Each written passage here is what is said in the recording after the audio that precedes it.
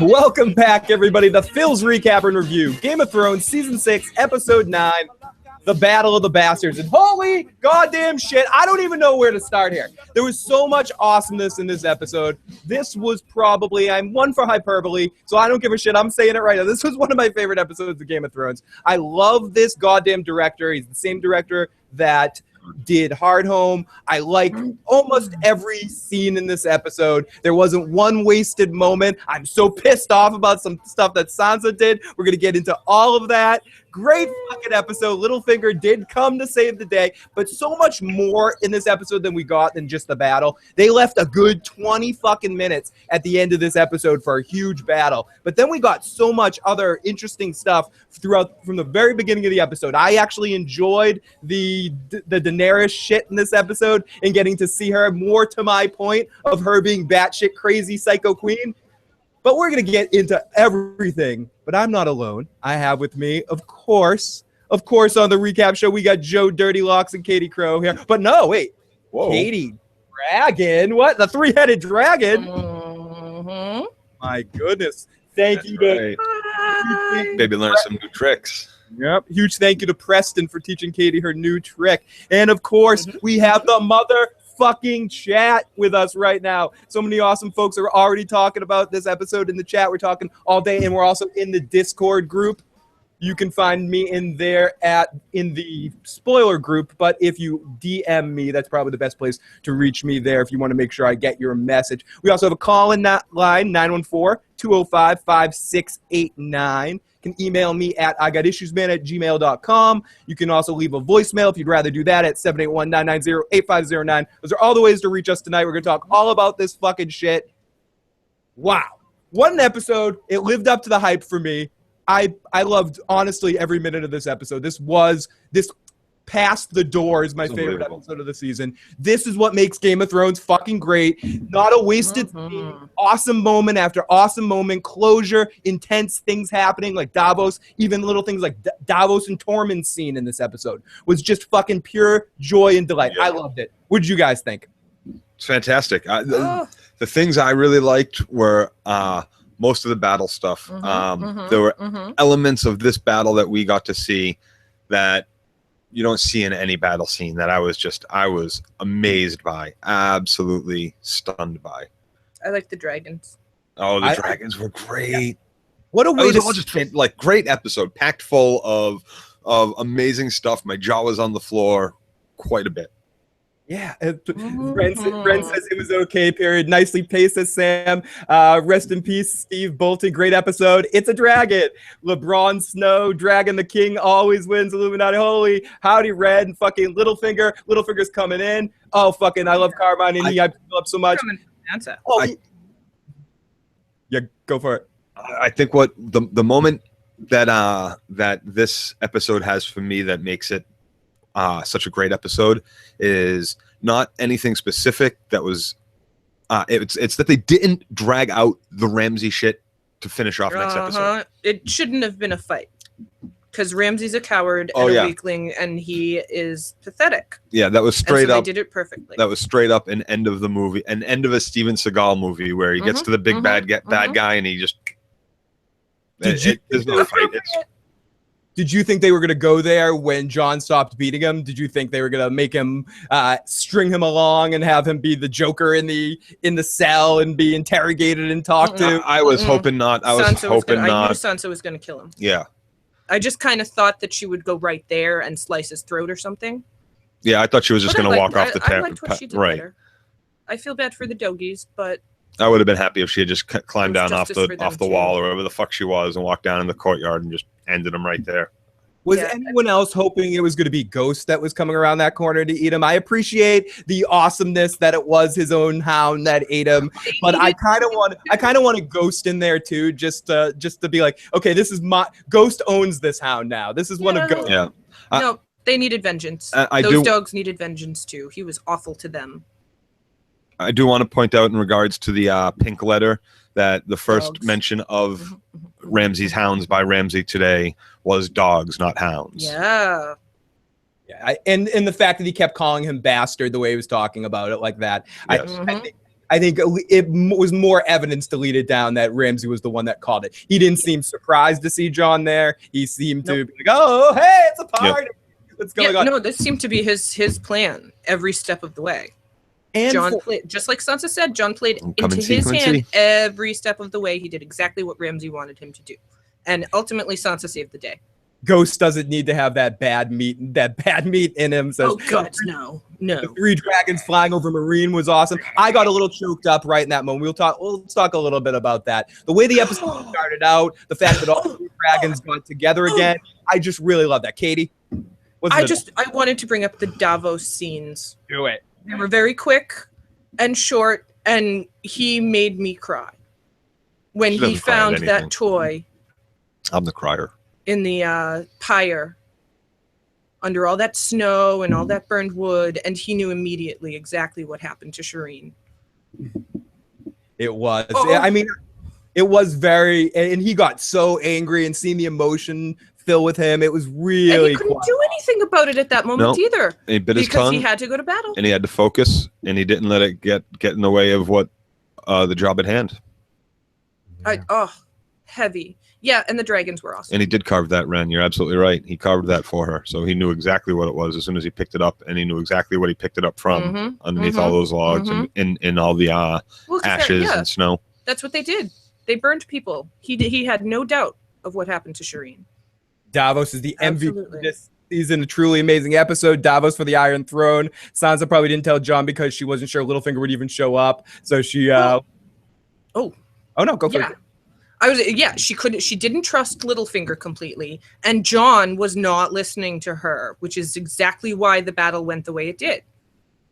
He did everything she told him not to do because she knew Ramsay and he didn't. But this sorry, Joe, go. No, go for it.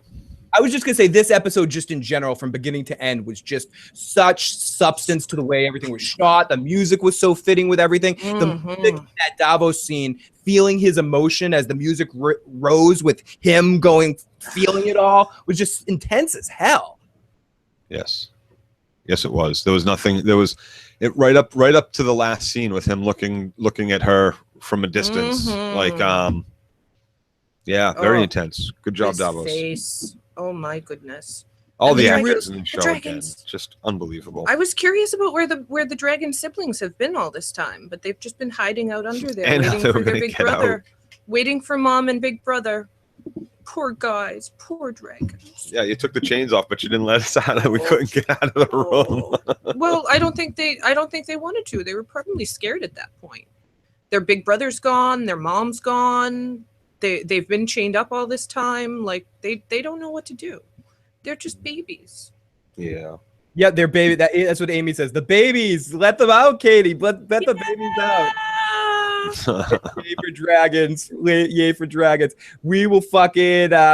Why did the dragons all of a sudden break the wall? Not before, because I think they felt Drogon outside. They felt Alpha out there.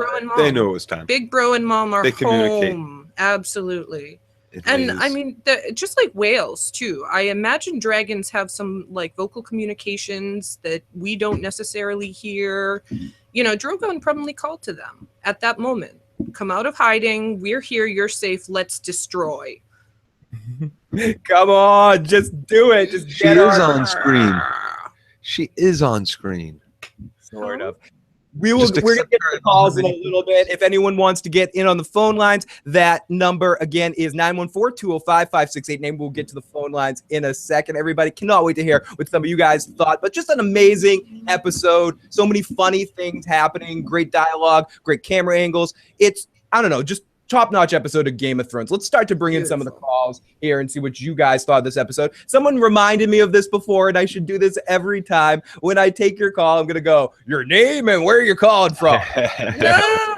Someone suggested, like, Phil, if you're going to fucking take calls, ask the fucking caller their name and where the fuck they're calling from. So area code 574 is the first call I'm going to be taking. Detroit, name and where the fuck you're calling from. Here we go. Area code 574. What's going on? Hey, Phil, it's Lauren. Hey, Lauren. How's it going tonight? Where are you calling from? Good. How about I'm calling from northern Indiana. I just wanted to talk about Littlefinger riding in like Gandalf That's Battle of Helm's Deep there at the end, and I totally think he's going to ask for marriage as his repayment. Oh, yeah. Yeah. Oh, yeah. I tend to agree with macking on that baby girl. I think Sansa would be down for it. I think at this point she's going to have to be. Yeah, I think she might feel obligated, but I don't know if she's down for that. Interesting part of this question I don't know for it. Interesting add-on to your question. Someone, Elliot from the chat, just sent me an email. Do you think that there's something weird going on with Sansa and Jon? It's almost like she wants to keep him at arm's length, especially with the whole lying to him about Littlefinger. If she was hoping for Jon to fail against the Boltons and clean up the mess with the Knights of the Vale. Ooh, what do you think about that? What do you guys think? No. You think that Sansa wanted Jon to lose? No. I think she was really angry with him, but I don't think she wanted him to lose. I think she wanted him to learn what Ramsay was, though. Because she's serious. Absolutely. Yeah. She wanted Jon to listen to her, and he wasn't. Yeah, me too. And I'm glad that she got the ultimate revenge there and got to sit there and be the final blow to kill Ramsay. I know Timo right now is on hold, ready to kill me for saying these things, but I really was very, very happy for Sansa to be in that position right there. Lauren, thank you so much for the call as always. Thank you. Great to talk to you. Have a good night, guys. You too. Let's take our next call. This is from, I know who this is from. This is from the Cataman from Lynn or from Beverly. I don't know where the fuck you're calling from. Welcome to the show, Taka. Hello, sir. How's it going, buddy? What did you think of this episode? I'm doing great. What did I think? I'm speechless. Words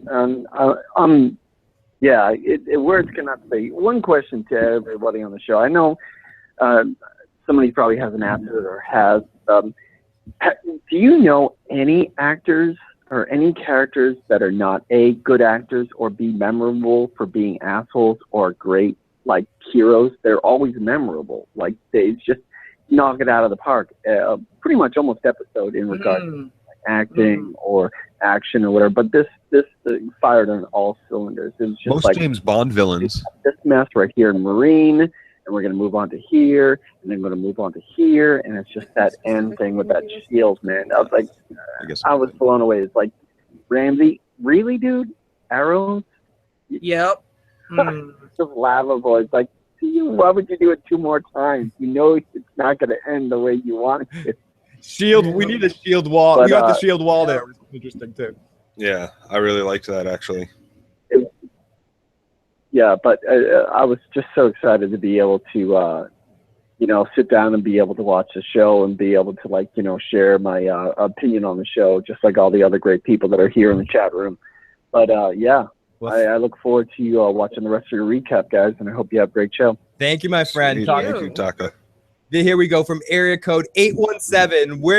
What's your name and where you calling from, 817? What's going on? Hi, my name is Evelyn, and I'm calling from Texas. Hey, Evelyn. I'm calling. Hi. I love the show, as always. This was one of the best episodes of all time because Ramsay finally got his face chewed off. Yum! The fact that we only got his face chewed off for like 3 seconds was a little lame, but yes. Yeah. Joe commented on that. To hear him die screaming was just remarkable. Oh, delicious. Yeah. Awesome stuff. And, I also think that Sansa is Preggers, especially with Ramsay's "I'll be with you." There'll always be a part of me in you, and I'm like, I really think that she might be pregnant with Ramsay's kid. And that goes back to I can still feel what he did to me inside of me. Well, that good call, Evelyn. And someone in the chat wants to know she doesn't need if to you want a boyfriend from the UK. Check out Nick X in the chat. He says hi. So great call, Evelyn. Appreciate it. Thank you. Oh, we got Lady Squee also in the live chat right now doing the straw poll. So thank you. Thank you so much. I like straw. Yeah, I like straw too. Here is area code 321. Area code 321. What's your name? Where you calling from? Oh, hello. Hey, what's going on? Hey, so this is Timo. Hey, Timo, what's going on? Hey, Okay, so first of all, let's like all the Sansa splainers. I can't right now. Like, what the fuck did Sansa do? She did absolutely nothing. Littlefinger is the one that offered the army. She didn't go get the army. He offered it to her. So, okay, whatever. Fuck Sansa so much right now. So, if it's okay with you guys, I know people are celebrating. This is not a time of celebration. This is a time of mourning. Okay? We need to have a moment of silence for Ramsay. And I wrote a eulogy. Can I read it? Do it. I'm letting you go. This my is your show for the next few minutes, Timo. Go for it. It's really short. I'm just going to read a nice eulogy. This is a time of remembrance for Ramsay, okay? So hold on. Yeah. Let's see. Everyone. He came to us from the Dreadfort, born of Ruth Bolton and some miller's wife. He was full of charisma, charm, and passion. He was an avid animal lover who loved his hounds. He always went for what he wanted. He was a real go-getter, that guy. He never ran from a fight. He liked to live life on the edge, taking advantage of every small pleasures or opportunities in this world. He ran from the last fight. Good, but at the core of his heart, he only wanted to be accepted and respected. He had a difficult life. He started from the bottom, but through his determination and ambition, rose to Lord of Winterfell and Warden of the North. It was difficult for him to make friends because he was intimidating to most. But when he did find those friends, he treated them just like family. He is survived by his ungrateful, disloyal, spoiled bitch of a wife. Oh! He was the last of an old family with strong ties to the community. His life and legacy will always be remembered. We shall never see his life again. Okay. Thank goodness. Thank the Lord. Amen. Thank you so much, The old gods and the new. That was really great. That was really great stuff. Timo, the chat is going crazy. Yeah, he ran from one fight though, I'm Timo. sorry for your loss, Timo. Oh, poor Ramsay. Carmine's in the live chat right now with a heart for Ramsay. I hated his death so bad. Oh, interesting. His death was perfect. Wow. And his capture was even better. We're going to get in. I thought it was beautiful. I wanted to take a munch too. Here we go. Preach on. People in the live chat. Preach on. Hashtag love Ramsay. The bastard ran tonight. Fuck Ramsay. Thank the Lord of Light. Ramsay, why? Touchdown Winterfell. Lots of fucking great stuff. His death was bad. Peter offered the veil, but Sansa said she didn't want to see him ever again. Awesome. She wrote him off in desperation to get more men, which ended up saving everyone. He needed to die laughing, not screaming in pain, says Carmine. Sansa had two reasons why she didn't tell Jon. One, she probably didn't know he would show. Yep, can't trust Littlefinger, and Jon wasn't listening to her anyway. And two, she wanted to prove herself. She wanted to prove herself. I do agree that that's in there a little. Proving bit. herself. I think she wanted to take Ramsay down. And proving herself. A little bit of herself wanted to take Ramsay down. Yes. And to prove herself, it would have been better to prove herself by saying that this was an option and this was a try to get, and being open about it and stuff, maybe. See, I felt like she was about to tell Jon in this episode, but he just would not listen to what she had to say. He wouldn't listen to her, and he ended up doing everything she told him not to do. That's true. He did do that. And so I think she kind of felt like either way, if Littlefinger comes, he's going to come and save the day. If he doesn't, then fuck it.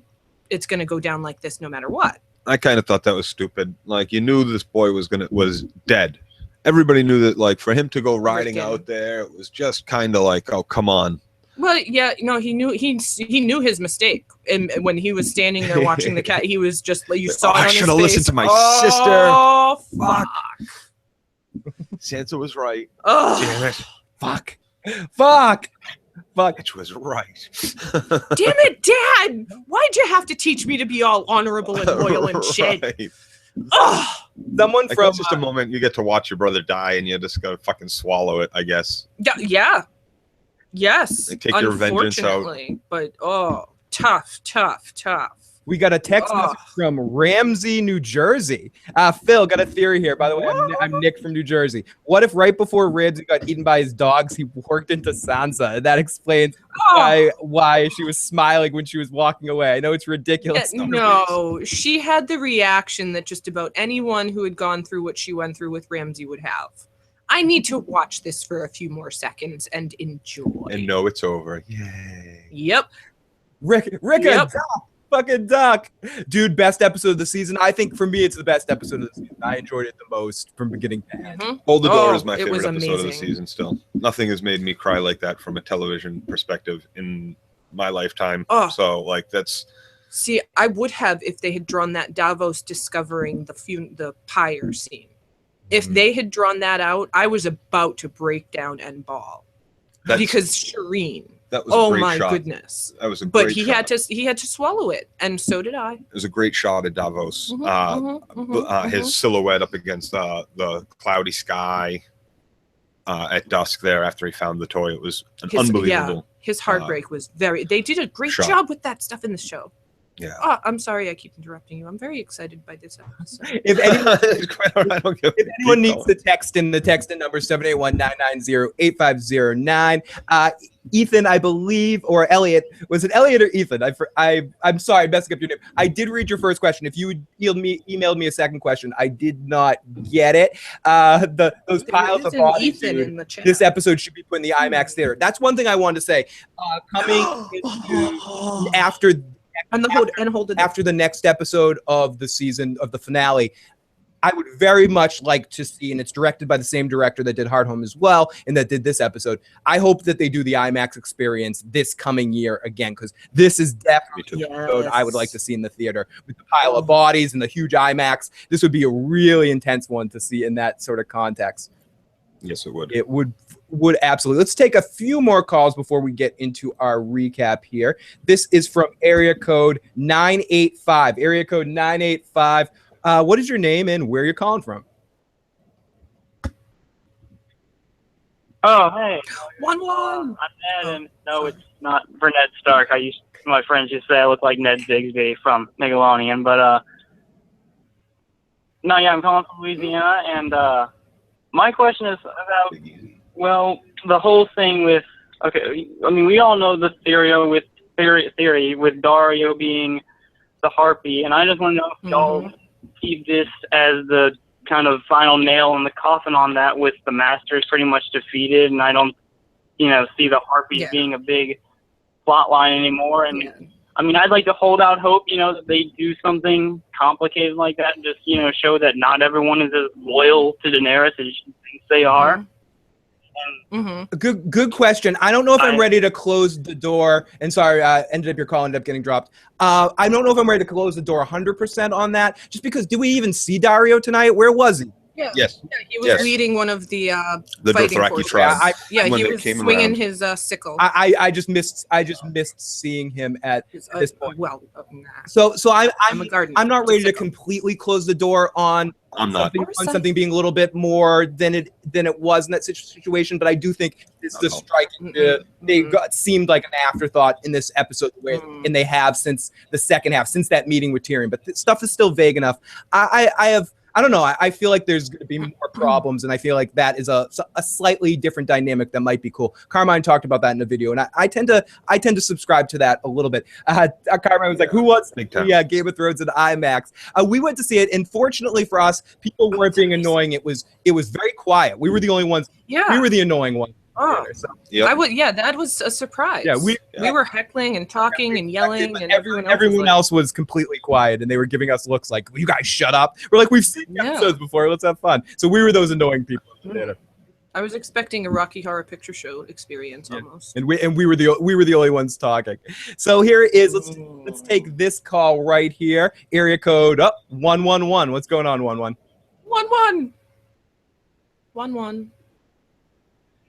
I always get fooled by the 111. Okay, let's. I bet it's 11. He doesn't say much. No, he's just saying snow. Yeah. Oh, I wanted him to say snow before he died. Oh, snow. Fucking snow. And that was rough. Yes, good read on that one, Carmine. I am a douche. I'm a super douche. Carmine for the win. He'd give a better fight than Ramsay. Reverse Red Wedding next week. The Dothraki were across the sea. They had no ships. No one gives a fuck about Rickon, says Tom himself. But funny stuff going on in the live chat, as fucking always. Okay, so let's get into it. Let's get into our recap and get through this episode and talk about what happened. So, without wasting any more time, let's get into it. Recap! Okay, this episode opens up that we see some cannons being loaded and it's a siege into Meereen. And damn, right from the beginning, this shit looks really, really cool to me. I am really into this. This is awesome. And we see Dany watching it all from the tower like a fucking emperor, looking down at everything. And Tyrion is talking shit to Dany. I love this. I loved this. The city's on the rise. Her face. I didn't do it. It wasn't me. I swear. Everything's all good here. Nothing to see here. Move along. Yeah. The city's on the rise. Yeah. It'd be like, great. Oh my goodness. Commerce has returned to the markets. The people are. The place burns. Well, not all the people, of course. No ruler that ever lived had the support of all the people. But the rebirth of Meereen, the cause of this violence. Yes, it's great times. The masters cannot let Meereen succeed. Because if Meereen succeeds, a city without slavery, a city without masters. It's so good. It proves that no one needs and she's looking at him like, yeah. Okay, you're making sense. Okay. Suddenly, she started making a lot of sense. Okay, should we begin our action? Okay, what's your plan? What is your plan, Daenerys? What's the thing that you do? What's your go-to? What's your best move? Burn them all. I will set the fire, kill every last one of their soldiers, and return their cities to the dirt. That is my plan. Exactly, just like this, guys. You don't approve. You once told me you knew what your father was. She was like, know his plans for King's Landing when the Lannister armies were at his gates. And she kind of he basically talks to her and he's like, let's come up with a better plan. But his compromise is you get to burn one ship, Dany. You at least don't worry. You can burn some people. Yeah, stuff will burn. People will burn. Just not everything. You'll get high off it. You touch yourself while you do it. You can do whatever you want. It's all yours. Don't worry, Veruca, honey. You'll get it. You'll get it all. But I want a burning city now, Daddy. All to die now. And she goes, no. So Tyrion asks her about her. We don't want to destroy the whole fleet, Dany. We want that fleet. We need that fleet. They brought it to us for a reason. Well, there's the innocent citizens and stuff too. Burn a couple of them. I think they burned more than just one ship. I just think we only saw the major destruction. Well, yeah, I think they let the dragons kind of do what they were going to do, and whatever's left, they'll take and use. Because you can't really direct the dragons. No. Caitlin sent us a message. Hey, Phil, Joe, and Katie, it's Caitlin Squee. Did you guys notice the sky behind Davos mimicked the fire with the bright orange being behind the pyre and the night sky with smoke? Made the scene look even more sad. Yeah. Best episode of the season for me. I even love that stupid bitch Dany scene, and that says a lot. Yeah, they did an amazing job with those little things, those little details, like Jon's skirt swishing in the wind as he spins in the middle of the battle, and the coloring in the sky as Davos makes this realization. They did an amazing job with that in this episode in particular. In general, they do a good job with that, but this episode was very striking for those details. I agree. That is a lot of the shit was given over the week of the writers or whatever because of last week's episode. But more you look at it, and the more you think about it, the direction has a lot to do with it too, and how they just make the most out of everything that they get and how they get this script alive. And this person, I don't know their name. I don't have the IMDb in front of me, and I'm not sure the director's name, so I'm not giving him the credit he deserves. But this goes right there. I keep saying this, and I don't usually get like this, but I'm almost at a loss for words in this episode. I'm watching this episode like I don't even know how the fuck to talk about what I saw. This was just intense. I just want to watch this again. Can I skip the show and just watch this episode again? I just really loved it, and it was one of those eepisodes I sort of was laxed on taking notes because I just was getting into watching it and getting. You got to watch it, yeah. The way they just had everything. The pay it the attention to detail, the attention to every single fucking moment mattering, really was awesome, and all the music just tied in. There was and it was funny, and there wasn't throwaway lines. There wasn't lines just funny just to be funny. I don't know. It was. Yeah, I have so many images burned into my like when we get to talking about them. Like, there's so many moments that in the battle scene that I just want to be like, stop that, just bah. And then we haven't even talked about it. We haven't even talked about it. We get fucking. We'll get to it eventually, but we get Theon and Tyrion interact. Yes. Yara, Yara and Daenerys. Yeah, Oh I know my goodness, all that was excellent, but we actually get Tyrion, who will not drop the fact that Theon made fun of him, and he's just Snow in his face. It's so fucking Tyrion, and he cannot drop it. No, Greyjoy, you ragged on me. Never. Oh, you've had a pretty nice life since then, huh? And then, you've been punished. Tell him you've been punished. Punished, whatever.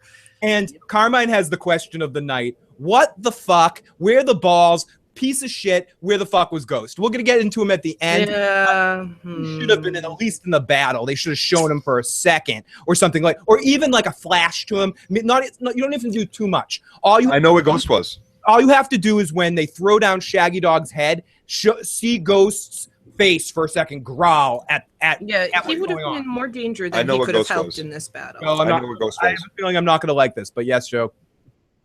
Ghost, while this was all going on, while this battle was going on, the reason we didn't see Ghost is because Ghost was infiltrating Winterfell in case everything goes bad. Ghost would be back at Winterfell ready to eat Ramsay when he got back and celebrate. In the night. What I'm hoping, he was infiltrating. Right? This is just all speculation. I'm hoping that Ghost left Jon, and we're going to see Ghost at one point, maybe at the beginning of next season, maybe the end of the season, somehow going on a hunt to try to find Nymeria. I'm hoping. I'm putting my fucking hat on right now. Maybe Ghost, or maybe we're not seeing Ghost for a reason that doesn't have to do with money and stuff. Maybe Ghost is gone on gone somewhere. A secret mission. Well, yeah, no, I've had a whole side plot line in my head for the wolves. They're still there. Yeah, no, I got shit going on with them. They're she got back. plans for these wolves. Let me tell you. Yeah, they've been behind the scenes making all sorts of conspiracies and plans, and they communicate with the Crow frequently. They have vengeance they need. The Crow be seeing that shit from the treetops. Yeah, no, the Crow's the messenger. People can correct me in the chat, but someone asked the question in the chat: have we seen Ghost really since Jon came back? I think the last time we see Ghost is the episode that Jon comes back. He basically. Yeah, that's what I'm pretty sure. He basically. Do you want to say we saw him one other time, Joe? Yeah, I do. I don't know. That's the last time I remember, but I couldn't say for sure if that was the last time. We need some Ghost protocol. Fucking crazy. If he was in the battle, he would have died. Katie is a blue ball tagged right now. What's going on? I'd rather not see him than see him dead, as someone says. Yeah. Oh God, we can't lose any more dire wolves. Right. Excellent. I would rather them be mysteriously gone than dead. And this is DB's question. Phil, I have one serious question. Where the fuck is Ghost? No Ghost. No Ghost. And I'm not going to take money for a reason. Simply because you had an episode where you had 3 fucking dragons, a giant getting arrows that looked like a chia pet filled with fucking arrows. You got explosions. You got crazy shit. They could have afforded to put a little direwolf in the side of the battle. I think ultimately it's probably maybe they did not want him. Maybe he was with Sansa, guarding Sansa or something like that during the battle. No, because she was off getting Littlefinger. I don't know. It's a fair question what happened to him. I would have told, I'm a softie. I was glad that they kept the scenes with the dogs eating Ramsay short, just because I didn't want to see the dogs do that.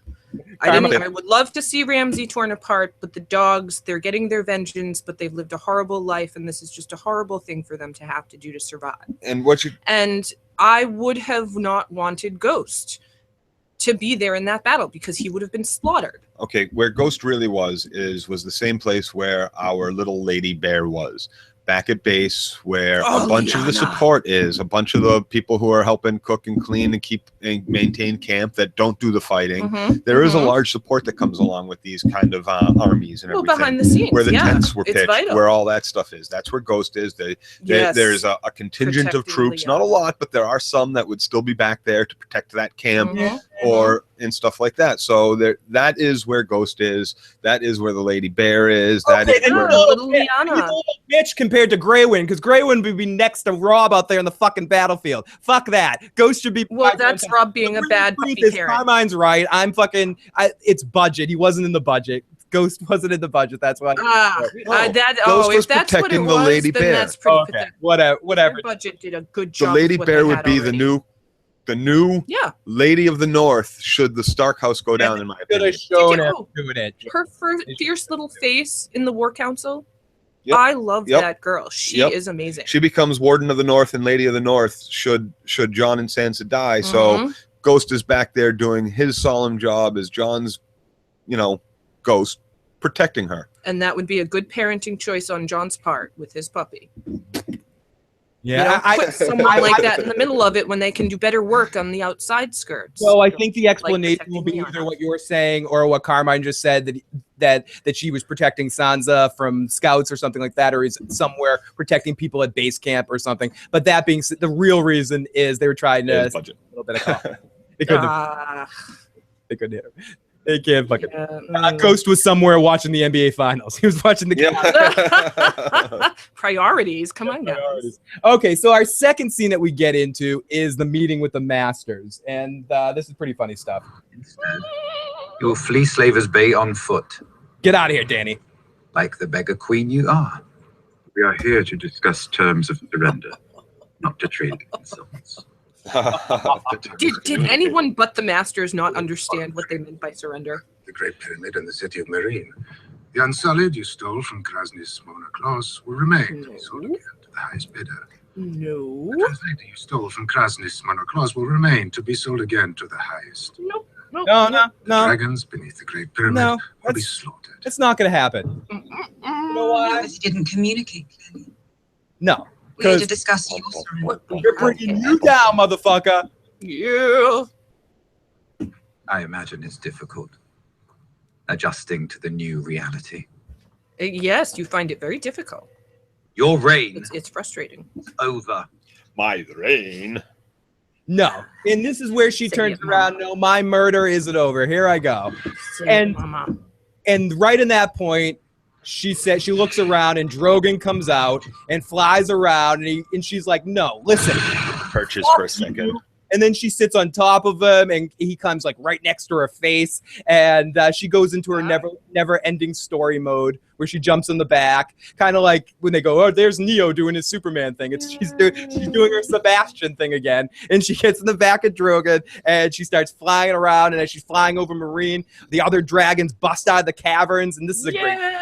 And dragons fly next to the Drogon, and we see all three of the dragons, and we see some of the sons of the Harpy killing some innocent people, and we hear it in the it shows that the Horde of Death come charging in, and they wipe out those fucks. Yes, right, Joe? which shows that they're not just at siege from the water with the catapults from the boats, but the sons of Harpies are also attacking throughout the city. They're at the front gates with whatever they have as well. This is where we see, this is where we saw Dario leading that horde of Dothraki, and he takes the head off of one of the Harpies. And even though they gave us that, I am in agreement with Phil. I still believe that he is going to be the betrayal of love, and he is behind the Harpies, or part of this Harpy conspiracy as well. See, I kind of think he's going to betray her, but not necessarily with the Harpy thing. Okay. Either way. I mean, I don't know. I still think he's going to betray her with the Harpies or with that. About but her. Yeah. So someone said there's a lot of talk in the chat. Why is Rickon running in a straight line? Doesn't he know what a zigzag is? I know. Come on, make it tough, boy. Zig boy, zag. Come on. Zig boy, zag. Running in a straight line. Fucking idiot. Moron. You moron. To the kick, moron. I said run. See, and then I was thinking what Rickon, just walk. I'm just gonna walk. I don't trust you. Like, you're gonna kill me anyway. How about I run backwards? Yeah, and wait for you to loose, and then I take 2 steps to the left. I'm working on my footwork out there. Woo. Dario will betray her to urine. To urine. To urine? To urine. Gonna pee on her? Gonna pee on her. He's into stuff. She's into a golden shower there. A non-consensual golden shower. The ultimate. Dario's into non-consensual golden showers. So we see the sons of Harpy killing some innocents. Then we hear the Horde of Dothraki come in and they charge and they wipe out those fucks. While the dragons fly overhead and just look really cool, they start focusing on one ship. And they do a cool formation, and Daenerys gives her a little fire, Dracarys, and she burns one of the ship, burns these people. We hear people screaming. All the 3 dragons get in on it. They see them all burning. Dany's getting off. She's touching herself under the dragon stuff. She's like, "Ooh, this is awesome. I want it now, burning people." Yeah. Cue Tyrion. And Tyrion does his thing saying, "Listen, you guys are bitches." And you got one of you guys needs to die here. We've decided that one of you is going to die. And of course, the 2 main masters that we know turn on the guy that used to be a slaver that Tyrion knows, and are like, "Oh gosh, this guy, he's not he's the one. He's new. He's lowborn."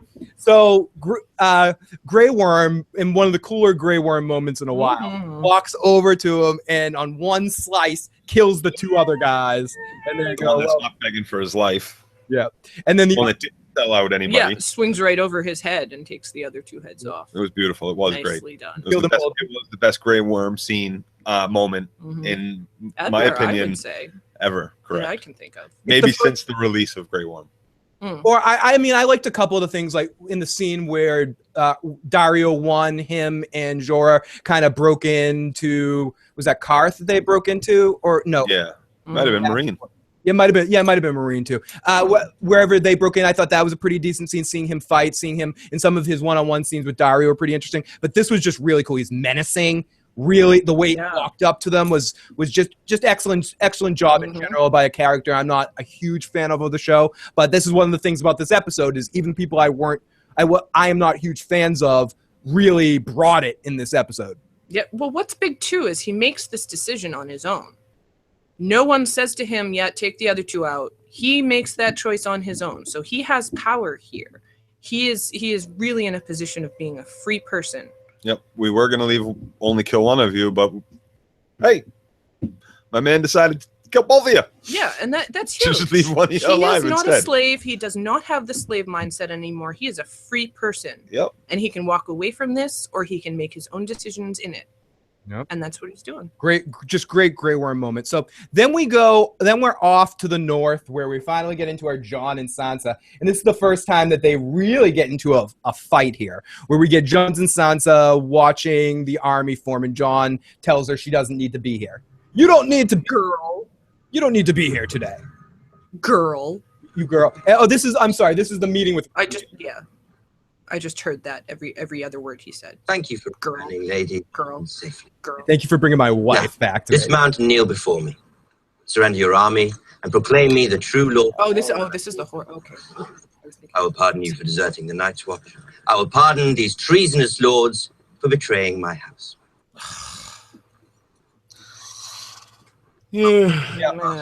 Pardon your head from your. You don't have the men. You don't have the horses. Listen, bastard. And you don't have Winterfell. And Jon Snow pulls a Jaime Lannister here, right? Where he goes, "Listen, Ramsay, if no one has to die here today, why don't we just do this man-to-man, mano-y-mano? That's what we got to do." And of course, Ramsay pulls the Robb Stark. "If we did it your way, bastard, you'd win." And Ramsay basically says to him, "I've heard stories about you being the greatest swordsman of yada. I got 6,000 men. You got 3,000-ish in a giant, or 2,000 in a giant. And I'm gonna take my advantage." And Jon says, "Listen, you pussy, let's fight." And Ramsay kind of just gives him a whatever. No. And then he starts talking about Rickon, and they're like, "How do we know you have Rickon?" And as Sansa says that, and the look that Ramsay gives Sansa in that moment is evil as shit. He just gives her this look like, "You don't talk. You don't talk unless talked to." And then they keep the well-preserved, I must say, head Shaggy Dog. Very well preserved. They must have done some they kept him out in the snow. Yeah, it's cold enough. Good point, Katie. He was cold enough. And they bowl down Shaggy Dog's head just to tell us all, yeah, we know it looks small, but this is Shaggy Dog's head. Well, this is when you know for sure that Great John Umber is not part of some big... Oh, that guy! Nope. Nope, just a traitor. Yep. And Sansa interrupts Ramsay when Ramsay's trying to give one of his beautiful Joker soliloquies, and she goes, "Listen, fuck, You're not making it out of this day alive. You're dead. He'll be dead tomorrow. Nope. You'll be dead tomorrow. Because she knows it's useless to talk to him. Except for Jon to maybe take a measure of him, which he doesn't do properly because he should have listened to Sansa. And I love Ramsay in this episode. For last episode for Ramsay, and he really was amazing. He shot. Yeah, he really did. I mean, he was a little bit too but he's always been that. So yeah, no, I thought he was over the top, and that shows too. Like that's his fear response. Yep. He was terrified, and what he does when he's terrified is he gets extra extreme mustache twirly evil. Yep. Lauren says that Direwolf said was bullshit. Rickon is in the SAG union. That's the Desert Queen, the Rose Queen, the Iron Queen, the Queen of the North, and Dany to rule them all. It's absolute stupidity of Sansa not to tell him that tell the Vale army to join Jon. Yes, it worked. So. Yeah, no, she should have, like, looking down at the end there, all I'm thinking is, you know, they almost died, Sansa, because you didn't decide to tell them that there's the possibility that the Vale might join in. Well, no, he was going to do that no matter what. They almost died because Jon made a decision. In fairness, that would have killed them. In fairness, and I'm going to go in the Sansa attack just for a second here, in the sense that she was trying to have an argument with him. I was going to make this argument later, but we can have it now. Sansa and Jon have a conversation where she goes, I don't know what to do. I just don't think you should go now. If you asked me, I'd say to wait, yada, yada.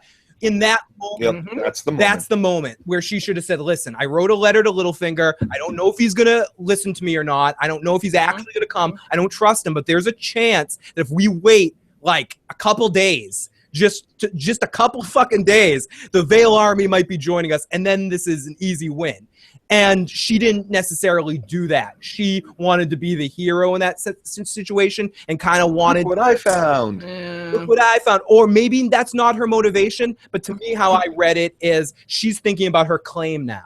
She's thinking that she needs to have a better claim. It's again, I'm sorry not to bring up fucking Survivor, but like you're at the end of the game. You need to convince the fucking jury you played the best game. And it's like, listen... It's a bastard and a woman, and I know it's almost like she wanted Rickon to die when she's like, yeah, Ramsay won't let Rickon die. You want to know what really? I'm not going to let Rickon live, because if he lives, then my claim's not good, because I'm next in line. And that's kind of the look on her face when she was sitting on the horse on the hill. That's kind of what I got, too. Like, oh, I was hoping you were going to die, Jon. What? Wow. That was kind of the look I kind of took her to have. Wow.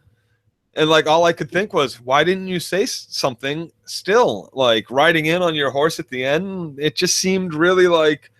Yeah, see, I agree she should have said something. I don't think it would have changed anything, because she would have had to say herself, I don't trust Littlefinger, and we cannot actually count on this happening.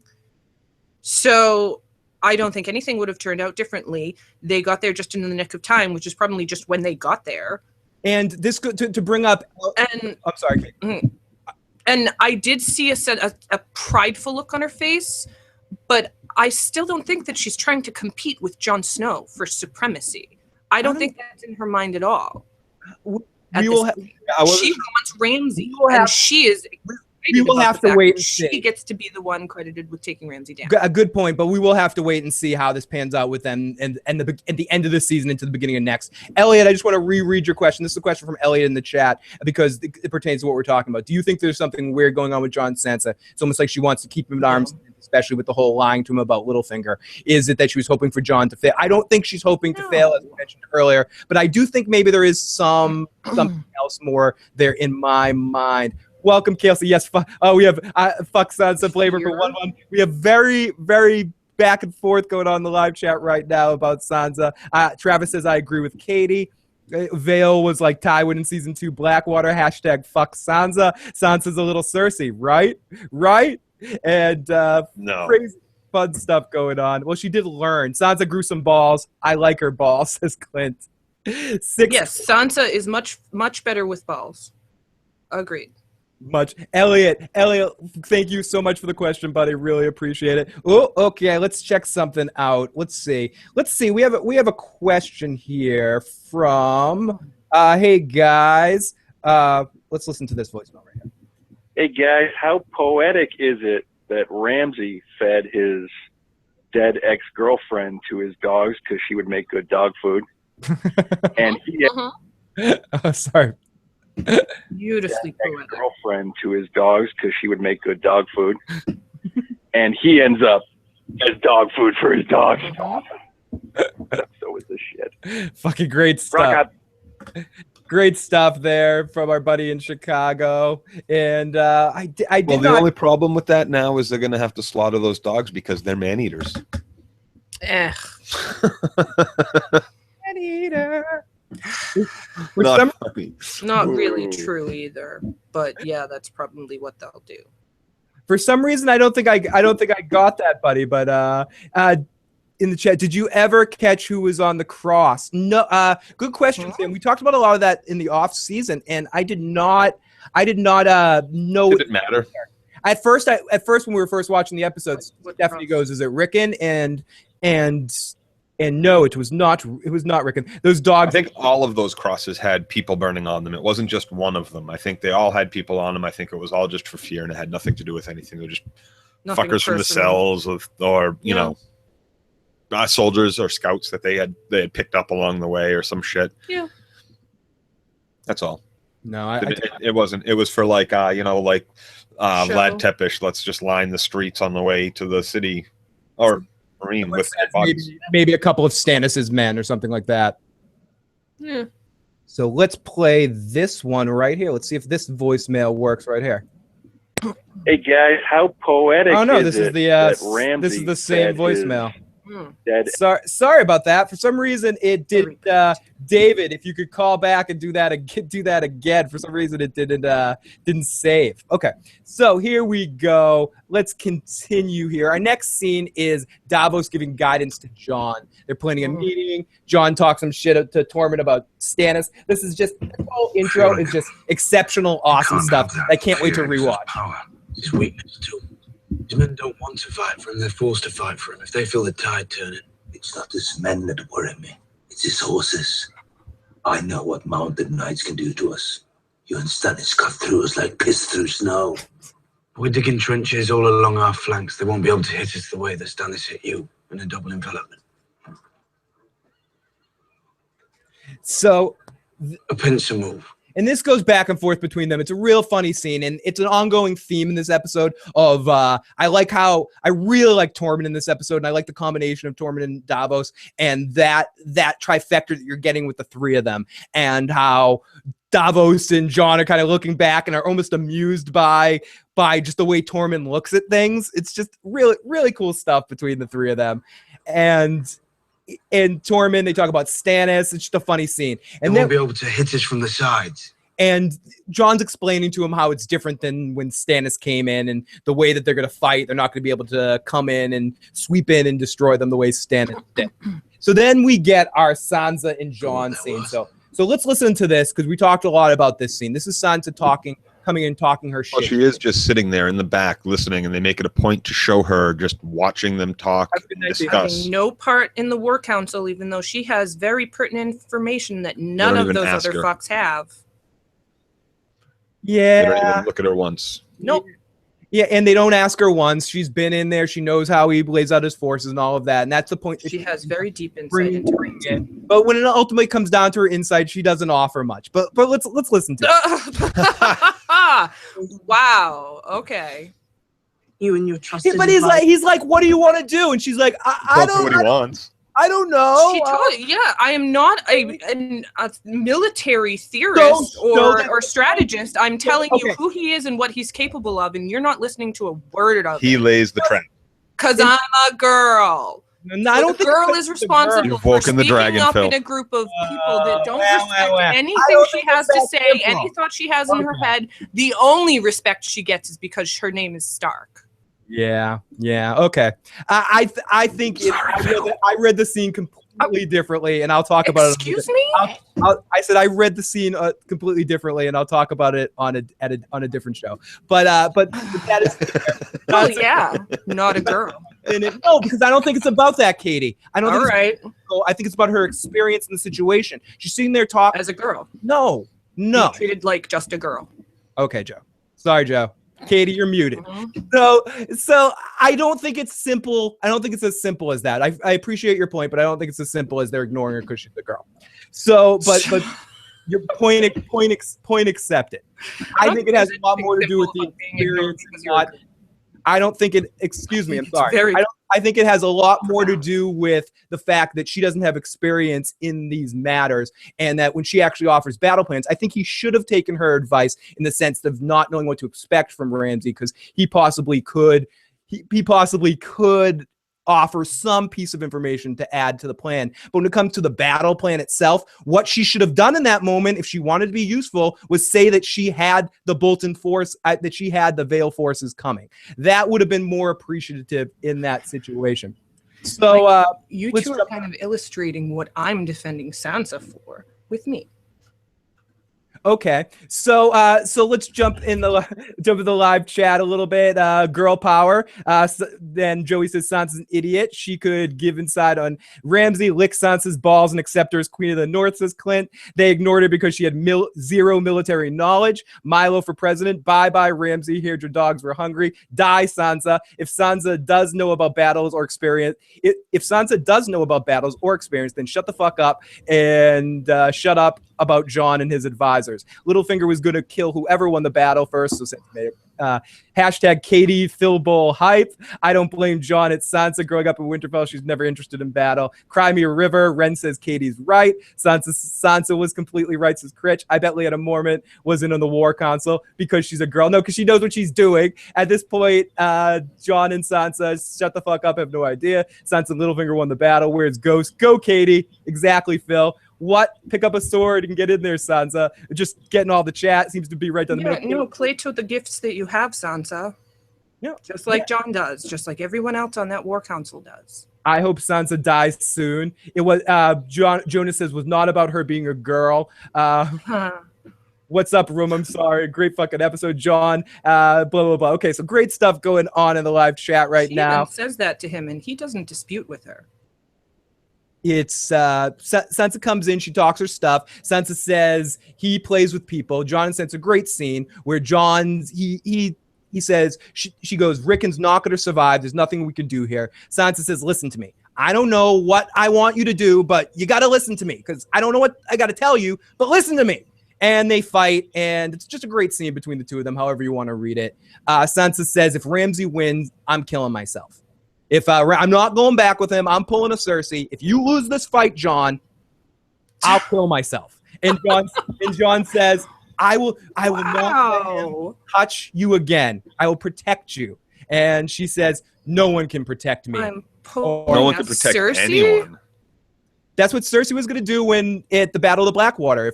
She was going to kill herself and her children. Herself and her kid. Yes, that's exactly what Sansa said. She was pulling a Cersei. You don't want to be the victims of a raiding army. Yeah, no, it's just I don't really. I mean, yes, I agree that could be called pulling a Cersei, but I don't think it's really a Cersei thing. I think that's a woman thing.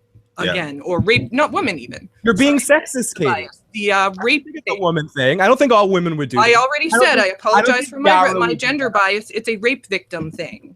Okay. I don't think Yara would do that. I don't think Arya would do that. I don't think would do that. But whatever. Okay, so we're talking about our next scene we get our scene between Davos and Tormund. You don't think they would kill or die rather than be raped? I think that I think Arya would fight to the last death. I don't think she would kill herself in that situation, personally. I think she would die fighting.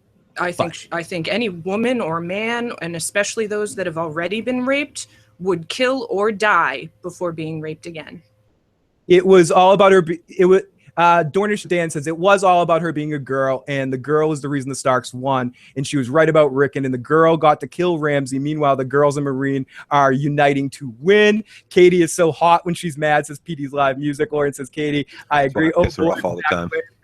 And Yara was getting way to keep a girl, honey. It's not rape. Roll call. Who died? Sansa doesn't trust Jon because he's too much like Ned. What is Jon going to do now? Head back to the wall and fight the White Walkers. Great stuff going on right now, as always, in the live chat. Let's hit over to our phone calls before we get too much into our next Tormund scene. Here is area code 626. 626, who are you and where are you calling from? Hey, Phil, what's up? My name is Elizabeth. Hey, Elizabeth. I'm welcome calling to the from show. Los Angeles. Welcome. Usually my husband gets to call in, but unfortunately he had work, so I do have a question for you guys tonight. Do it. So Jon has been supporting Sansa's claim through the Battle of the Bastards, and I'm really hoping that next episode we do get Tower of Joy Part 2, which hopefully means R plus L equals J. Do you think Jon's still going to support Sansa after he finds this out? I think so. I mean, I ultimately think it's going to be very interesting to see how this goes. Like, all joking aside and back and forth aside, it's going to be interesting to see how the power vacuum in Winterfell goes after this battle. And what happens with Littlefinger, what part that Littlefinger plays to see who runs Winterfell, because he's the one with the biggest force right now. Yes, the Starks hung their banner in this situation. So it's going to be very interesting to see that and see how that all pans out. What do you guys think? Yeah, I can't wait to see how it pans out. I really want the second part of Tower of Joy, and I don't see why. If that all equals plus minus whatever, it's gonna equal what it equals. There's no reason why he shouldn't support Sansa or Sansa support him or any of the above. Everybody has their rightful place if that's the case, right? In fairness, if we find that out, doesn't mean Jon's gonna find out. I've also heard. Who's around, who could tell Jon this information? We do know that Littlefinger and Sansa had a conversation about Lyanna where Littlefinger was saying to her, oh, you think it's as simple as your aunt got kidnapped by Rhaegar, and Littlefinger knows a little bit more than he lets on, or not, he obviously knows a little bit more than he lets on. So maybe he'll have a conversation with Jon to say, you need to sync out what your true parentage is, something to that effect. I ultimately don't know where it's going to go with that, but I don't know how that would affect things either way. If anything, it would send Jon away to go do his own mission and leave Sansa in charge of Winterfell. I don't see her leaving Winterfell anytime soon, personally. And Bran's got to be on his way back too. Bran's got to tell him. Is making his way past the wall at some point anyway as well. I was about to say that too. He's been traveling since we saw him last with his uncle Benjen, or Cold Hands, whatever you want to call him. They've been on their way somewhere, so they've got to come. I mean, they've got to come across him at some point. But Winterfell's a long way from the wall, and Bran's a long way north of the wall at that point. So a couple of people in the chat say Howland Reed's the man we could get in that situation too. Let's go into the live chat. Lady Mormont should sit on the throne. Yes. What is the over under of Baelish betraying Sansa after this battle? Very soon. Sansa, you know nothing, Jon Snow. And Walking David says, hey, okay, cool. Awesome. Thank you, David. I will definitely check that out in a second. Appreciate that, my friend. So let's take a couple more calls here. Area code 954. 954, who are you and where are you calling from? How you doing, guys? Robert from Plantation, Florida. Hey, Robert. So, rest in peace, WUN WUN. Oh. And I love the fact that Coleman went Rick Grimes on Little John Umber, ripping out his neck. That was beautiful. Yeah, that was beautiful. And also, I really think the director captured the brutality of heavy cavalry inside, you could say, like the gridiron of the battle itself, those horses smashing back and forth. That director is top notch. Obviously did a great job last year. And the last thing I want to touch on, second to the last thing I want to touch on is that no matter how you cut it, Sansa screwed up. She wasted thousands of lives that could have been saved for the upcoming battles against the White Walkers, or just to hold her claim of Winterfell, because half the army is wiped out. Yeah, they would have had the battle anyway. It's going to happen for next episode. I think everybody's going to be in the set, and they talked about it again, about the cashews of Wildfire. When the trial goes down, I think half of King's Lane is going to get burned, along with they're mentioning it for a reason. Oh yeah, that Cersei is content with the prophecy that her son's going to die, she's going to die, and she's going to be happy enough that Jaime will be Lord of Castle Rock, so the heir and the line will continue. And she can take out her son and herself, maybe not herself just right away, but on her own terms, and take out the High Sparrow. And also, if Tyrell dies, the knight, if he dies, there goes their lineage too, because he's the last, at least in the show, he's the last one of the Tyrells to be an heir. So she can get everything she wants with one big explosion inside the set. Kill our enemies in one shot. Yep. What do you think? Great. No, I think you make some excellent points there, and it's gonna be really exciting to see. Joe, I want to say, Katie mentioned that too. Like, even if Sansa did mention anything to Jon, even if, I really don't think Jon and Davos and company would have changed their plans. They would have lined up for battle the next day at the same time anyway. Not for a complete lack of guaranteed help. And Jon would have, gone out after Rickon because he did exactly what Sansa told him not to do. But yeah, I think she still should have said something. Yes, I agree with that. That point, I absolutely agree with. I just understand why she didn't. And all your other points, I think, are absolutely spot on. Absolutely, from Plantation. I knew someone that actually moved from here to Plantation, lived there for a year, and then came back and was like, yeah, I had to fly back a couple of weekends to work my old job because I couldn't find work down there. But yeah, I knew one person that lived in Plantation. Cool. Now, let's take if it was pussy whipped, we wouldn't fight so much about this shit. No, and if you want to call me, and happily. I wouldn't be with him because I want my man to have his own opinion, I mean, I am not. as well as be able to listen to others that he may not agree with. I'd never listen to fucking people. Fuck that. Speaking of the highway. Here is area code 847. I think this is Bill. I may be a baby now, but when I grow up, I can cook and eat you. I'll ride you still. Hello? Hey, what's going on? Is this Bill? Mission, mister. This is Ronnie. Can you hear Ronnie? Oh, I can hear you. What's going on, buddy? Ronnie. Okay, it's me. All right. Hey, guys, I got to stand up for Katie on this one. Phil, you're making the same mistake that Jon Snow made. Do it. You're disregarding. You are disregarding the woman in the room who knows what the fuck is going on. You're right. Because you disagree with me, and I'm a girl. Power talk for you, because I'm gonna lay it out for you. Okay, I'm gonna lay it out. All right. First off, Sansa's seen everything. No matter where she was, she saw how the game was played out because she was always in castles. Excuse me, caller. You're breaking up. No, keep going. Just kidding. Keep going. Hello, is that better? No, I was kidding. I was kidding. Okay. Keep going. All right. So Sansa knows the game. She knows Littlefinger. She knows Jon. She knows Robb. She knows Ed. Every male in her family, the Stark family, does it the Stark way. Balls first, questions later. Jon would have been dead for the second time today because he doesn't listen and he doesn't pay attention to what the people around him are doing. He just thinks honor and muscle. So Sansa couldn't tell him because she knew she could not trust him. Not trust him to defend or to not defend her, but trust his decisions because he was a bullheaded fucking Stark like every other fucking one.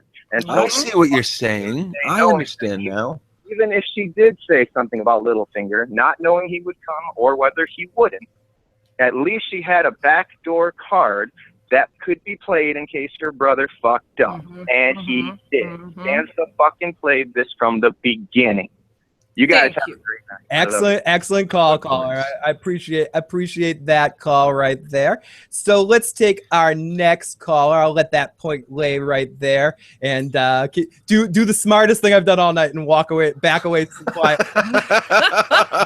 And again, talk about this on Run after the boy. Yeah, you get to hang up. You get to hang up the phone, Phil. I get to spend the rest of the night sitting in the room next to her. Hey, with a fire-breathing, three-headed fucking dragon pointed at me. Here we go. Area code 989. You're on the air, 989.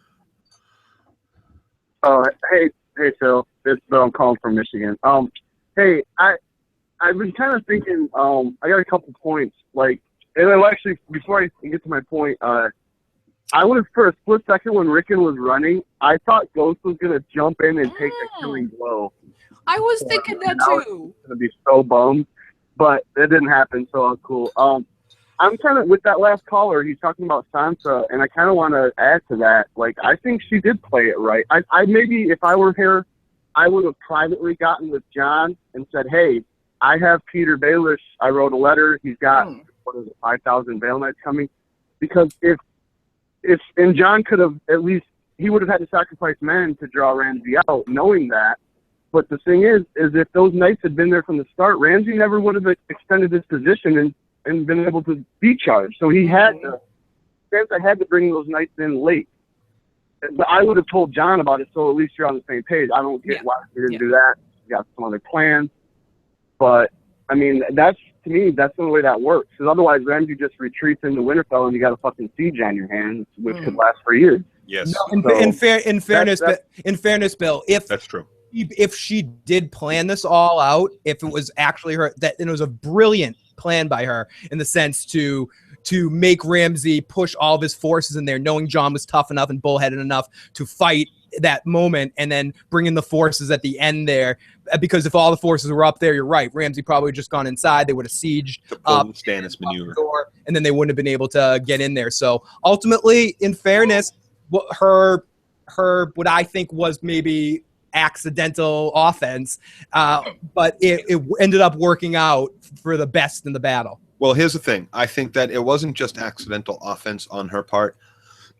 You got to remember, Baelish is not a stupid man, and Baelish is in command of what we are assuming was 20,000 troops or some shit, which are going to be chock full of scouts and generals and planners and all of these things. So when they get word, they already know that this battle is brewing, that all the houses have been called and are getting arms, because, you know, he's got his little communication network as well.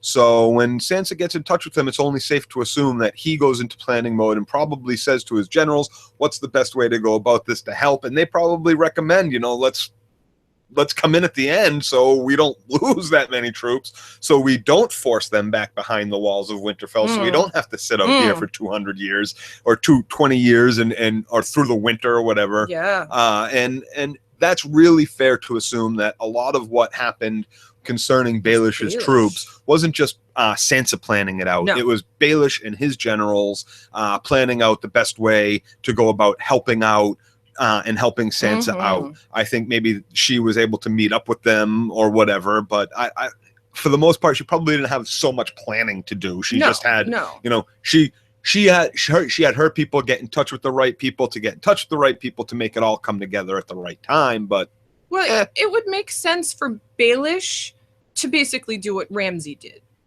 and okay, let's throw all of those forces at them, exhaust whatever of Ramsay's forces we can. Okay, they all die, whatever. And then we come in, like the caller said, and, you know, at this point, Ramsay's forces are exhausted. They can't siege, blah, blah, blah. So, yeah, I don't think it was necessarily Sansa who planned all of this. I think she just had her information, did whatever she did with it, and then just let things fall where they would. But I can see Baelish hanging back and letting all of that go and not giving a shit if Jon or whoever else dies, and then coming in at the end and being the hero, essentially, too. That's very Baelish, stuff I didn't even consider. I think that, very interesting. I think that all was Baelish's plan, and not necessarily his plan from the beginning. I think there was another caller or comment that said that Baelish was going to come in at the end no matter what, and I absolutely agree with that. If he comes in at the end no matter what and just kills whoever else is alive on that battlefield, whoever's left, no matter which house is standing, it works out in his best interest, period. Sansa may not have even had to write to him. He may have shown up no matter what. He might have a little bit of a clue in on this, so let's listen to this. Ooh. Many of you have questioned my intentions for this evening. Many of you are wrong. When I received a raven from Sansa imploring me for my assistance, I dare not refuse her. I intend on joining our houses in marriage. No kidding. Then, and only then, can there be peace in the north. Yes. This raven will self-destruct. No! Don't do it! We have more show to do. Ramsay shot the fucking raven. Shit. Do it. Send a fucking another. Oh, gosh. Holy crap. Okay, so let's take a couple more calls. In about 10 minutes, guys, anyone that's on hold that we aren't getting to, the lines will reset at midnight. So I'm trying to get a few calls in here, and then we're going to get back to our recap and finish things off here. So here we go. Area code 334. Who are you and where are you from? Hey, Phil. Oh, Emily, what's going on, Emily? I got on the, I was waiting so long. I was sick, honey, with shingles. Oh. The last few weeks. So, excuse my voice, but I have to say, Phil, Joe, you were making a very cogent argument there in defense, because I have a beef to pick with this. In my opinion, Sansa has blood on her hands. You know what? It's not just, okay, here's the thing. Rickon, thousands of men just died. The wildness, I don't know why we're beating around the bush here. At least, if you're talking about noble fighting strategy, I guess that's more of a Stark thing than Littlefinger, but I don't like it. Absolutely. I'm having a little trouble. Your phone's cracking up a little bit, Emily, but it's fucking great to hear from you. And so great. I hope you feel better. Shingles fucking suck. I had shingles when I was a kid. It's a horrible thing. Hope you feel a lot better, Emily. Huge hugs from all of us, but we won't hug you too much because of the shingles. And we ended up losing Emily there on the line. Hey, let's go to so good to hear from her. It was good to hear from her, and I think I know what she was saying. It wasn't no matter how you slice it. There is a noble fighting and honorable fighting, and then there's staying the fucking alive and doing what you have to do to make sure the most people from your tribe or house stay alive, which is what Baelish does. Did, which is what I think they did anyway. But yeah, awesome to hear from you, Emily. I'm sorry that you've been so sick and haven't been able to call in for the last few weeks, but we hope much love over this week and next week. Yeah, much love to you, Emily. Yes. And everyone in the chat says, don't take aspirin on shingles. Shingles are painful. Well, I would hug you even with the shingles, says Clint. Lots of love to everyone from the live chat to Emily. So this is area code 214. Welcome to the show, 214. It's me, KLC here. How you guys doing? You're tonight? sounding really good tonight, KLC. Last time you called, for some reason, your phone was sounding icky. You're sounding like very, very good. Very good, KLC. Great to hear from you. Oh, okay, awesome. All right. I'm not going to talk too much about the if Sansa was in the wrong or right. I feel like it's going to be talked to death over the next could be. I'm going to say I believe she was in the wrong. And then I love you, KLC. Sorry. Keep going. I had other. I thought she was completely right. I liked the episode a lot overall, but for its its arbitrary scoring system, I'd give it like a 9.5, 0.7 because I just felt like there were like some pacing issues, particularly with Meereen. Like they're in the middle of the battle, and then it randomly cuts to Daenerys and Yara making each other wet. Like I just thought that was completely random and kind of. The battle was over, but I thought it was pretty good overall. No, battle was over at that point. Good stuff, KLC. Awesome stuff. Great to hear from you, buddy. We're going to flash through a couple quick calls. Okay, sorry. Yeah. No, but I think it was over. We'll get to that scene and talk about it eventually. Yeah. Just a couple more quick calls. Code 716. Welcome, 716. Hey, what's going on, guys? It's Jim from Buffalo. Hey, Jim. Welcome. Hey, I just had a question. Did Tormund go with his inner Mike Tyson, or did he go with his inner Rick Grimes when he bit Grimes? I didn't know. Did he take an ear off? Did he take the neck off? I didn't know. We're gonna go with this whole portion, neck and ear. I thought it was the throat, It's all of but I this. couldn't really tell. All of that right there. Maybe even size of Tormund. We'll go with all of this right here. So I think he's a big man. Yeah. The consensus is more Rick Grimes than Mike Tyson. Yeah. Yes. In fairness to Mike Tyson, Evander Holyfield was headbutting him that whole fucking fight. I'd bite his ear off. Yep, and elbowing him. And it was just a little bit of ear that he took off. He didn't take the whole ear. No, and that ref needed to say something. That ref needed to dock that ref. That was Judge Mills Lane. Judge Mills Lane fucked that up because he was getting away with a lot of cheap shit. It was almost like a wrestling match, that fight. It was bullshit. And if I were Mike Tyson, he bit the wrong person's fucking ear. He should have ran after fucking Judge Mills Lane and bit that motherfucking ear off, or elbowed him in the face and said, "You fucking like it? Fucking call a fair fight, you fucking bastard." Yep. Damn. You that guys, was the you guys, if we can't rant on an episode, Joe will find a reason to rant. Area code 404. You're on the air, 404. What's going on? I feel bad for you. You got robbed. You got gypped. Not much. I don't know how much of the show I missed, but I guess I wanted to know what y'all thought of the show overall and what y'all think was coming next. Awesome. Next, it seems like the next episode is going to be a lot of Cersei's trial in the next episode. What I think of this episode in general, it's one of my favorite episodes of Game of Thrones. I think I can speak for Joe and Katie too. I think all three of us really enjoyed this episode. It's not quite, I don't think, Joe's favorite of the season. He says The Door is his favorite. I would say it's probably close up there. So let's kick over. This is area code 413. Area code 413. Welcome to the show. Hello, Phil, Joe, and Katie. Hope everyone's doing well. Welcome, Al, Red Sox fan. Thank you. Jon should have asked Sansa, like, what she knew about Ramsay and his personality, but their military plan, if I remember correctly, was quite sound. They were going to let Boltons come out to them, collapse their center, and basically surround them. They had dug pits on both sides so they couldn't get surrounded. Where they made the mistake, and you guys have been talking about it, was Jon went out, sucked them into Ramsay sucked him into what he wanted to do.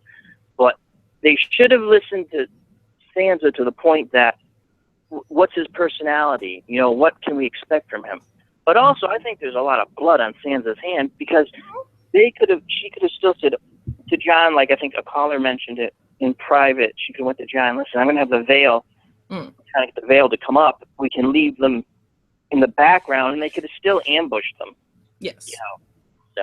But anyway, great job, guys, and I will listen to the rest of the show. Take care, everyone.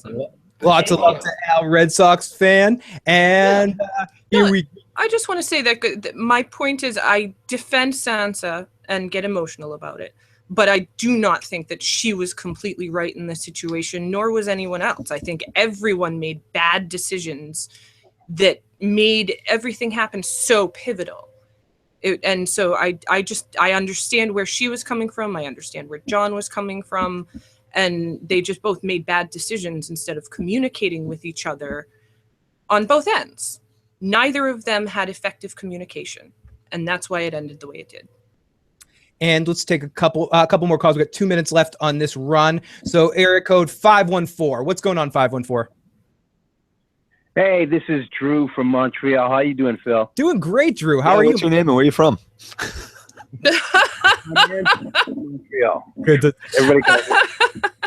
I just wanted to quickly say, you guys are doing a fantastic job. Loving what you guys are doing.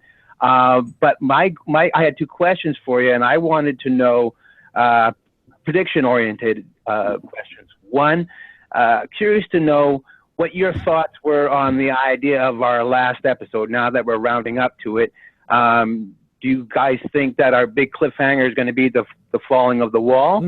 That's my first question. 90 seconds. And secondly, or better, actually, let me just shut the fuck up and let's hear what you guys think about that. I think our cliffhanger is going to be something that we haven't even thought of yet. I think it's going to be something White Walker oriented of some sort. Or I think our cliffhanger is going to be Dany heading off to Westeros. Yep, I was going to say that. I was going to say one of those two things for sure. And second half of your question? Yeah, second part. One of those conspiracy theory ideas out there floating around. The idea, and there's been a few things said that kind of lead us there.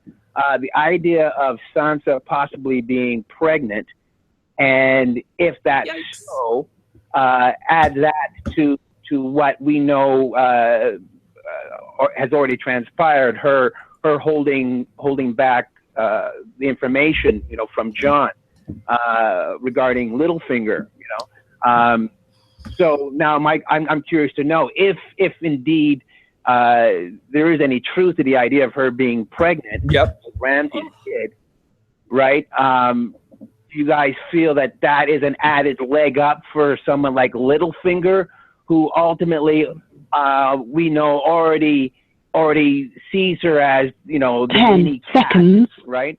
And potentially can use it militarily for his gain. Sorry. I was going to cut you off in like 2 seconds anyway, so I just wanted to do that. I think that Littlefinger is going to use everything in his disposal. I think Littlefinger is a master of knowing knowledge and knowing information, and anything he can use to his advantage, he'll use. And the fact that she's pregnant, has the heir to Winterfell, I think is even more of a reason why he'll try to marry her and try to manipulate that and repay the favor. What do you guys think? I agree with you.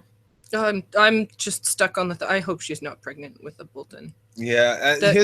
That's a line that needs to be stricken out of the world. Right, there's things that lead to credence to this theory. One was the line she delivered a while ago. I mentioned it earlier about feeling him inside her, what he did to her inside her still. Yeah. And then with her lines tonight about wiping the Bolton name off the face of the earth. But with killing him, she's essentially done that. I really hope they don't make it a pregnancy thing. I don't see him ever having actually, maybe ever actually had vaginal sex with him. Everybody seems to think their wedding night was forced sodomy. So we're going to go with that. They never had vaginal sex, at least with his penis, maybe with, somebody else's or his dogs or whatever, or objects or whatever cruel, awful, despicable things that you can think of. I mean, Ramsay. I think that's where it lays. I don't think they're going to have this. She's pregnant with the Ramsay Bolton bloodline shit. And if that is, I think we're going to have.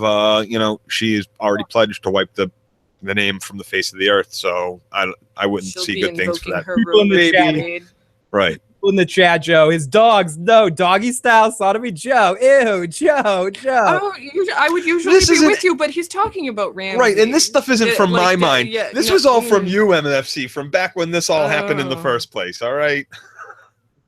This was my idea. It was all yours. Whatever. Usually I'd throw in the middle name at him and everything for saying such things. Joe up.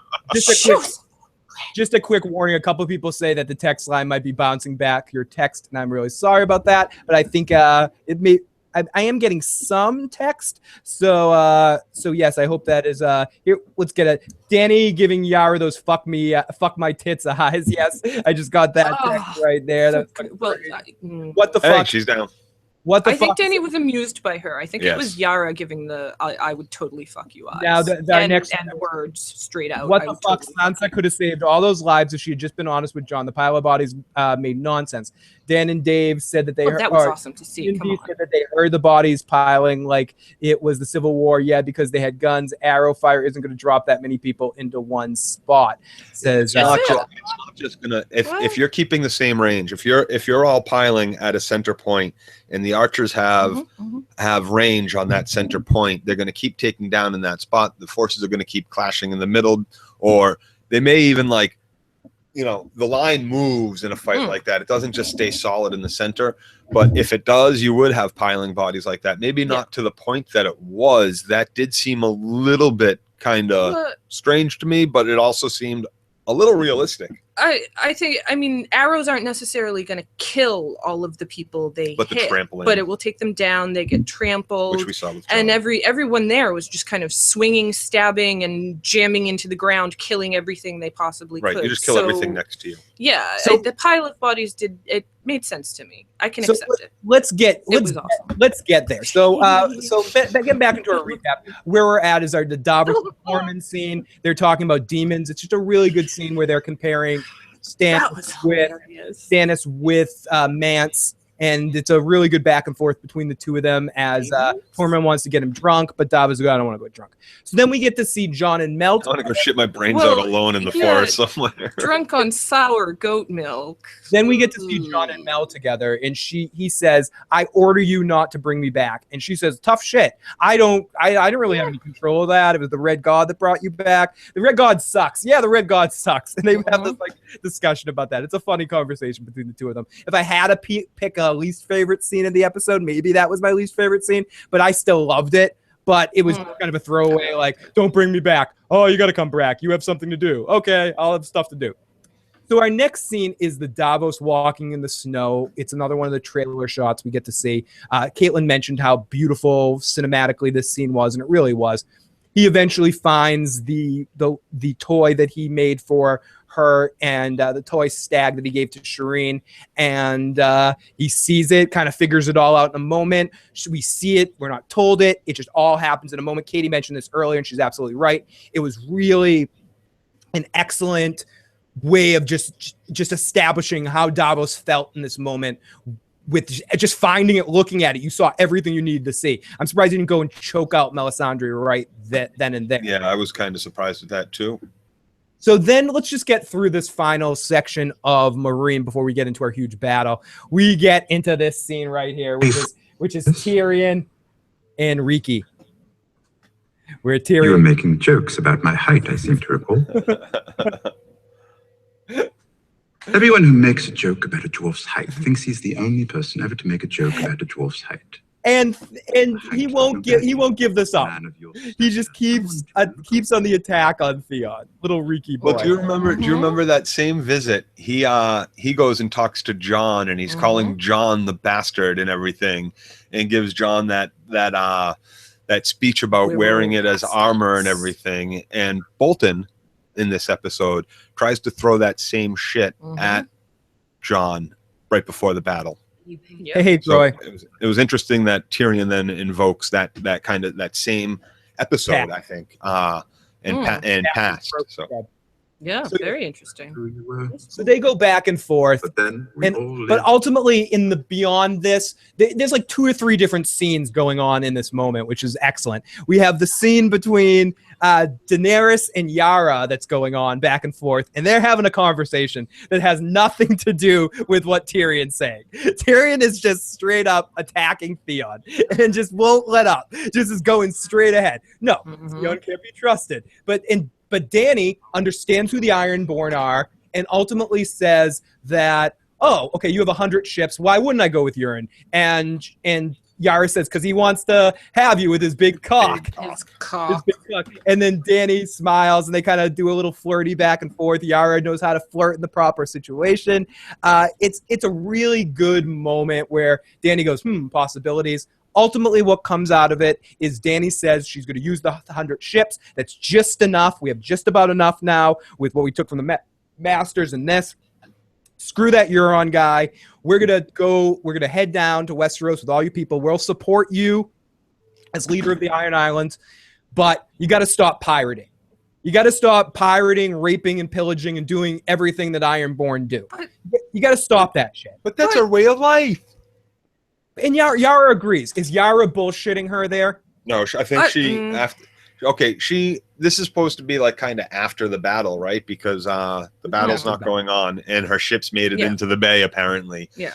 So the battle's over and they're talking. And honestly, I think she has to have seen what just happened there, or at least has been told about the fact that 3 dragons came out and started burning shit and all this. I don't think she's going to be bullshitting Dany. I don't think she looks at this as an opportunity. Everything that came out of her mouth was straight shooter shit. Like, she didn't try to lie. She didn't try to like split hairs. She was herself. She wasn't trying to like bite her tongue in how she spoke. She was being Yara and she was being Ironborn.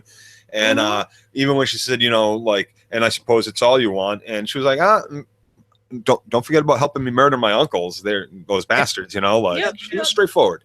And then Yara and Dany share a thought about how they both have crazy fucking fathers that do stupid things and awful dads. And then Dany says that. She's like, Dany basically is like, listen, Daddy, I want it all. I want a party. She's like, give me a party. I want it all. She just basically says that I'm going to use you. You guys are going to help me. We're going to conquer the world. God, you're on my side. And, maybe I'll enjoy you, Yara. And we're going to make the world a better place than we found it, unlike our fathers who made it a worse one.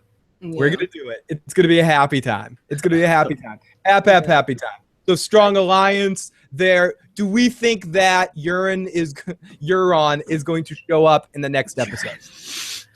Lord Euron. Yeah, let's stop talking about how Theon feels. But do we think that the other Greyjoy, that Uncle Euron, will be showing up in the next episode? by the end of. I think maybe that other Greyjoy was the one that performed the ceremony. They just didn't come out and say it. Oh no, that was Theon's Theon's other uncle. But I mean, you think that Euron's going to catch up with them before they leave Meereen to head to Westeros? Will he cut them off, or will we not see Euron until next season? Or maybe we have a naval battle on the way there because Euron is getting rejected by Dany, and he's got his 1,000 new ships that he wants to. Well, but how long does it take to build the ships, and how long has it been? Years. Come on. I like someone in the comments made it a point to say, like, they're not just going to build 1,000 ships; they're going to build some, and then they're going to go steal the rest. Oh yeah, yes. Because they are pirates. Valid point. Euron and Phil both have the magic horn. Yes, we do. Battle at sea at the beginning of next season. I could definitely deal with that. Yeah, I think that would be a great first. Yes, I think that would be fantastic to see. It's something Game of Thrones hasn't done. We haven't seen a huge naval battle.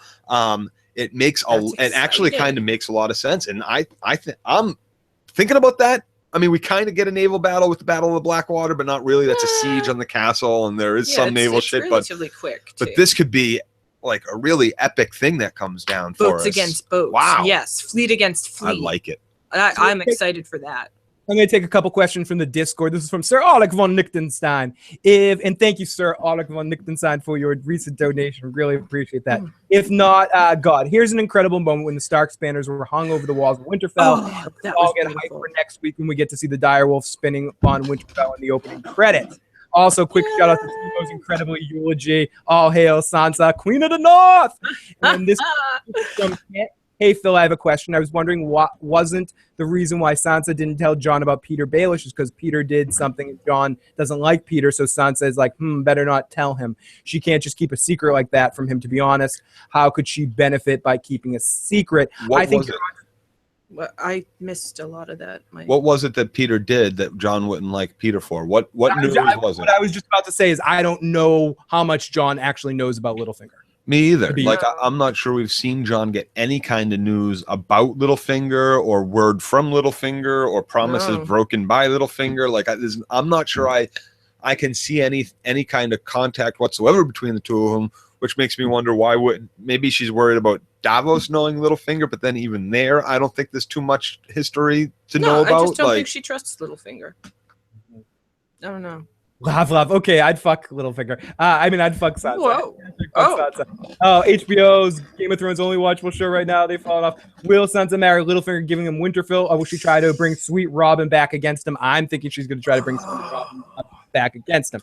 Okay, so here we go. Let's get into our recap, and then we're going to get the phone lines and take all your calls that are on hold before the end of the show, and then we're going to any of the voicemails or texts we didn't get to. We're going to get to one of our feedback shows this week. So here we go. Then it's battle time, and Jon's first to enter the scene in this corner. The bastard from Winterfell, Jon Snow.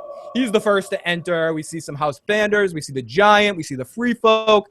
Davos is there. Jon's in there. He looks real cool. Then we see the burning flayed folk in the distance, and it's burned bodies. We don't know who they are. It's not necessarily clear. Maybe Stannis men, maybe not.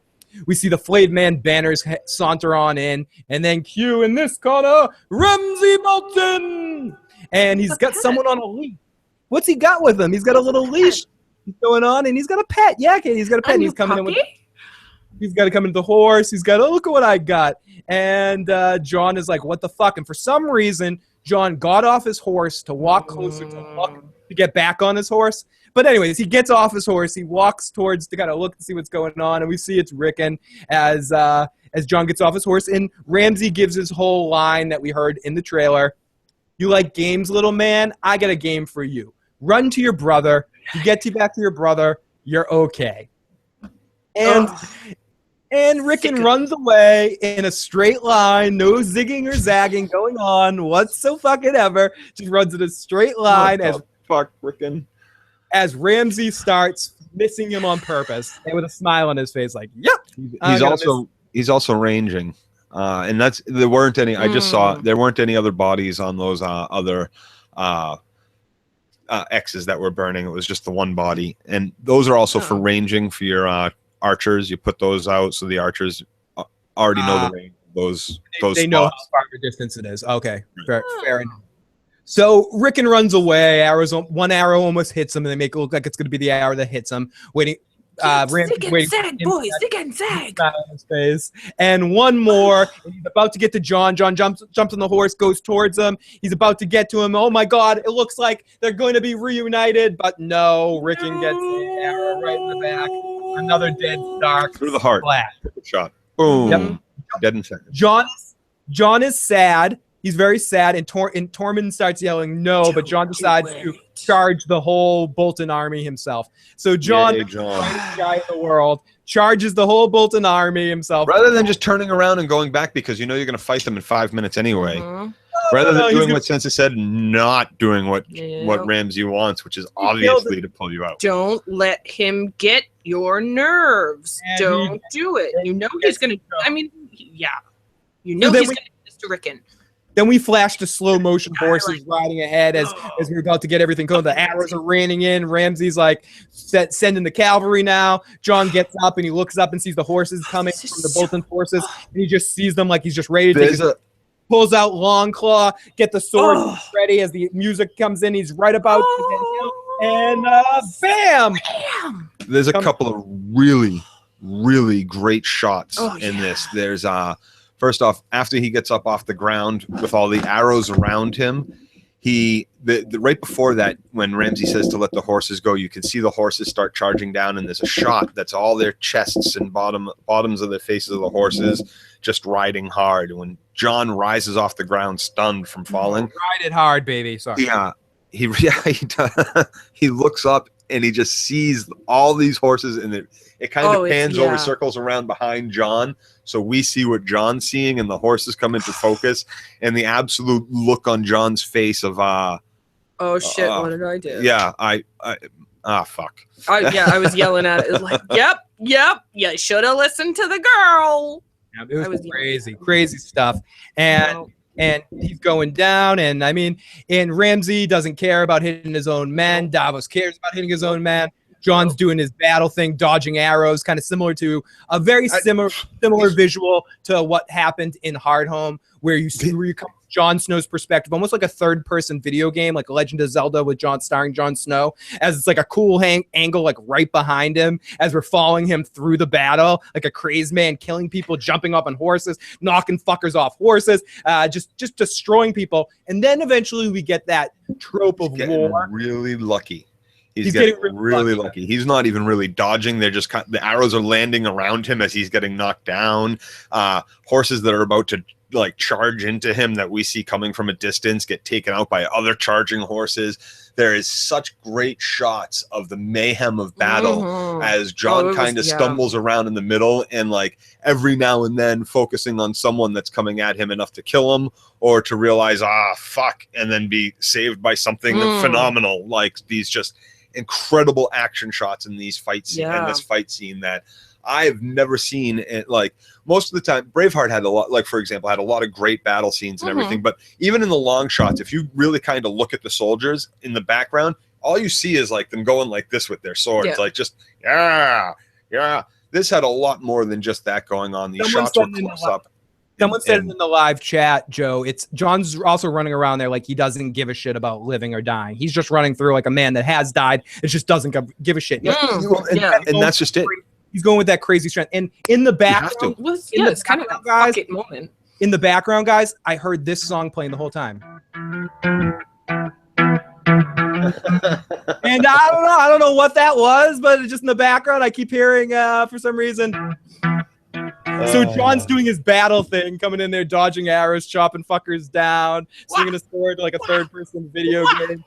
As we follow Jon into the battle, killing a crazed man. It's fun to see Jon go nuts like this again. It's really, really fun stuff. So as we see, then we get that cliche in wars that we have, like any war battle you see, anytime you need to see this one thing where everything just goes quiet for a second. Yep. And it goes silent, and then we see Ramsay keep yelling, "Loose, loose," or was he saying, "Roos, roos"? Or he's saying, "Loose." So Ramsay's looking slightly concerned because he sees Jon Snow like chopping up all of his men, He knows he's got more guys. And we just see this forming this mountain of dead man. As Davos goes, there's no point sitting back here with arrows that we're not going to fucking... We might as well charge then. So Davos decides to charge, and also in the same situation, the Umbers start to head in as well. And Jon is about to get killed, and Tormund shows up and kills him, and here comes the Free Folk and WUN WUN. But the Bolton shield wall starts forming and kind of forms a Star Wars trash compactor around them. And they get visually boxed in, and the Boltons just keep heading in like the trash compactor. Pile of bodies on one side, and all around the 180 degrees around them from the pile of bodies is a wall of shields and like bodies. Iron, like 7 they did a deep. circular Iron Maiden is what I thought of immediately. Yeah, shield just wall. Closing in on them with the spikes. Phalanx. Yep. Iron Maiden. Indiana Jones room. Ooh. And they came at him good. And it was this point that Jon was on the ground, and there were all these shots of Jon getting trampled, which is how you kind of this is what explains this massive pile of dead bodies. Because not just anybody that got that was injured or killed that's on this dead pile. There's all sorts of people getting trampled all the time. I really love that. They were mostly Bolton soldiers. Jon killed like most of those people. Oh yeah, and he went house. And then he's trapped in their boxed in as the Boltons keep heading in the trash compactor, and then the Umbers come in, and then we see WUN WUN trying to smash as well. It's fucking awesome. I'm fucking exploding all over the place. Then we see Ramsay's perspective looking at everything. It's just an amazing shot. Then we see WUN WUN tearing people in half. Tormund says he can't get anywhere, fall back, and they keep trying to back up as they're pushing in more and more and more. Then we see Great Jon and Jon about to fight, or Little Jon and Jon about to fight, but it ends up, this is where Jon ends up on the ground, and we get Tormund and Jon and the other Jon fighting, and it's flashing between the two of them fighting, and Jon under this great pile, like the pig pile underneath, trying to find his way up. And He trips over a dead horse. Shot so well as he's slipping, you can hear his breath trying to get through there. He's getting crushed and suffocated. Rise as he gets up, and we pan out. And we just see the shot of all the people. Then we go back to Ramsay. We see Jon seeing WUN WUN fighting, but just tons of arrows getting in him. Tormund are fighting back and forth, and Tormund eventually bites Jon. We talked about this before. Goes full Rick Grimes on him. And what's Rick Grimes have to say about this, guys? What's Rick Grimes? I know it's been a while. Oh yeah, it's been a while, Rick Grimes. Tell us what you got to say, buddy. I know it's been a while. And I know you all haven't heard from me. Sorry. I just had a little tickle in my throat, but Rick. I just wanted to say that I completely support what Tormund did. Clint says Rick Grimes sucks. Biting into that Lord Umber's neck. He did what he had to do to survive. Carl! Jon hid under a dumpster of dead bodies. That's what we all have to do. Dumpster of dead horses. Yeah, dead fucking horses. Know if they're out there. Fucking Tormund, Mike Tyson, Tim, or Rick Grimes, Tim, whatever you want to look at, however you want to look at it. So just then, it's a big fucking situation, and right as shit's about to come down, you hear a horn in the background, and da-da-da-da, Gandalf the fucking White is here with the Veiled Forces. Yep. I mean, Sansa's here with Littlefinger. And they're here to save the day, and Jon sees her, and she kind of looks down at Jon and sneers at him a little bit. At least I know, I'm reading into it. But anyways, she kind of looks down at him, or smiles at him and says, I'm here to help you, Jon, let's win. And see what I did. See what I did? And then we get the Umbers, or I'm sorry I didn't tell you about this, but here you go. However you want to analyze what she was thinking in that moment. Umbers, I hate and we see the Umbers, and the Umbers fucking get killed, and then the Veil soldiers come in and just start smashing Boltons to shreds. Jon climbs his way out of the ruckus to see Longshanks fleeing the battlefield. I mean, to see Ramsay fleeing the battlefield. Yeah, what a pan! Just fucking runs away. Yeah, fucking. Oh no! Retreat.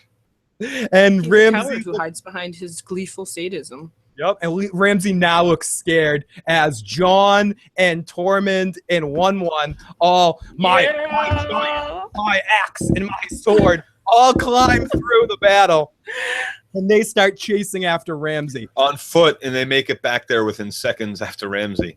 You got to figure the giant. Yeah, giant piggyback. Giant piggyback. So we see Jon Why running. does the giant take so long then to make it to the frickin' battle? She just, as Ren says, she shows up with that self-satisfied smirk on her face. Yes. Like he started charging with everybody else, but didn't show up for like ever. Oh my gosh, what's this? What are you gonna say here? EKLC. Oh, sorry, that was a caller over there. Sorry, hit the wrong button there. So Ramsay says, WUN WUN and Jon come all there, and then Ramsay gets back to Winterfell, and he's like, "Listen, dude, I don't know what the fuck just happened. What happened, Ramsay?" And for siege, all we have to do is wait. Yeah, let's lock the door. So they try to lock the door, and he goes, let's just wait it out. They can't. They wasted all their forces. I don't have an army. They don't have an army. Let's just sit here, and we'll be all right. Yeah, so they close the door, and WUN WUN goes, no.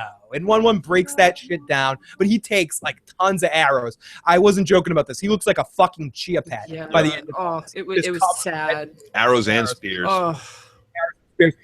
He finally, he comes in, and everyone comes in. Jon comes in too, and he goes down to like one knee, and Jon looks at him, and it kind of pauses for a second, and then one last arrow comes in and shoots him right in the head, and that we look, and this was the one moment where I almost agree with you, Joe, in the sense of it was one last evil thing we needed Ramsay to do at the end here, in the sense of, with Meereen Trent, like Meereen Trent couldn't be a dick enough. We needed him to molest little girls just to make him that evil. Right. We needed Ramsay to just kill Tormund too. He just killed Rickon. He fucking killed he didn't kill Shaggy. And then I'm saying he's killed a lot of people, done a lot of horrible things. Right. They needed one last thing for him to do. He needed to be the one responsible for killing him. Yeah. So he shoots WUN WUN in the head with the arrow, and then he goes. Then Ramsay very funnily says, "Hey, remember that time where you suggested a one-on-one fight? I reconsidered. Let's do it that way." I would have been okay with Jon just saying loose and everybody shooting him. Yeah, I really would have been okay with that. Like, go fuck yourself. Like, what? You think you get a moment now? You think you have some sort of thing now? No, loose. He's now a pathetic and very bad clown. Let him perform. And then Ramsay performs like the joke again, as Carmine always calls him, the Joker of Westeros, and he's just smiling. Fucking take me down. And he goes, "Fine, let's fight." And then he tries to fire arrows at Jon, and Jon, like who's really quick reflexes, just blocks the shields, blocks the arrows again, blocks the arrows one more time, and then just pummels the living shit out of him. Shield bash to the throat. Boom! And sit down. Starts smacking him. And is about to kill him, just like beat him to death. And Sansa shows up, and for some reason at that point, Jon backs away. I'm gonna choose to believe that Jon backed away because he's like, Sansa deserves this. That's what I was thinking. This one's hers. That's how I read that scene. I was like, Jon's like, I'd be very happy to kill this fucker, but you this one's yours. Take this one, sis. Do what you will, girl. Yeah, do what you will with him. And so he backs away, and then we get the highlight of the episode, the Bolton banner being thrown the fuck down of Winterfell, and the Stark banner is risen.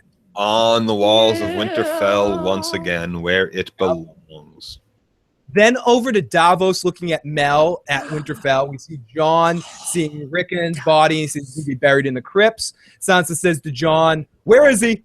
Where is Ramsay? Where the fuck is he?" As we cut to Ramsay in the cell, all beat up and all fucked up, and he is looking at Sansa. Fucking smiling.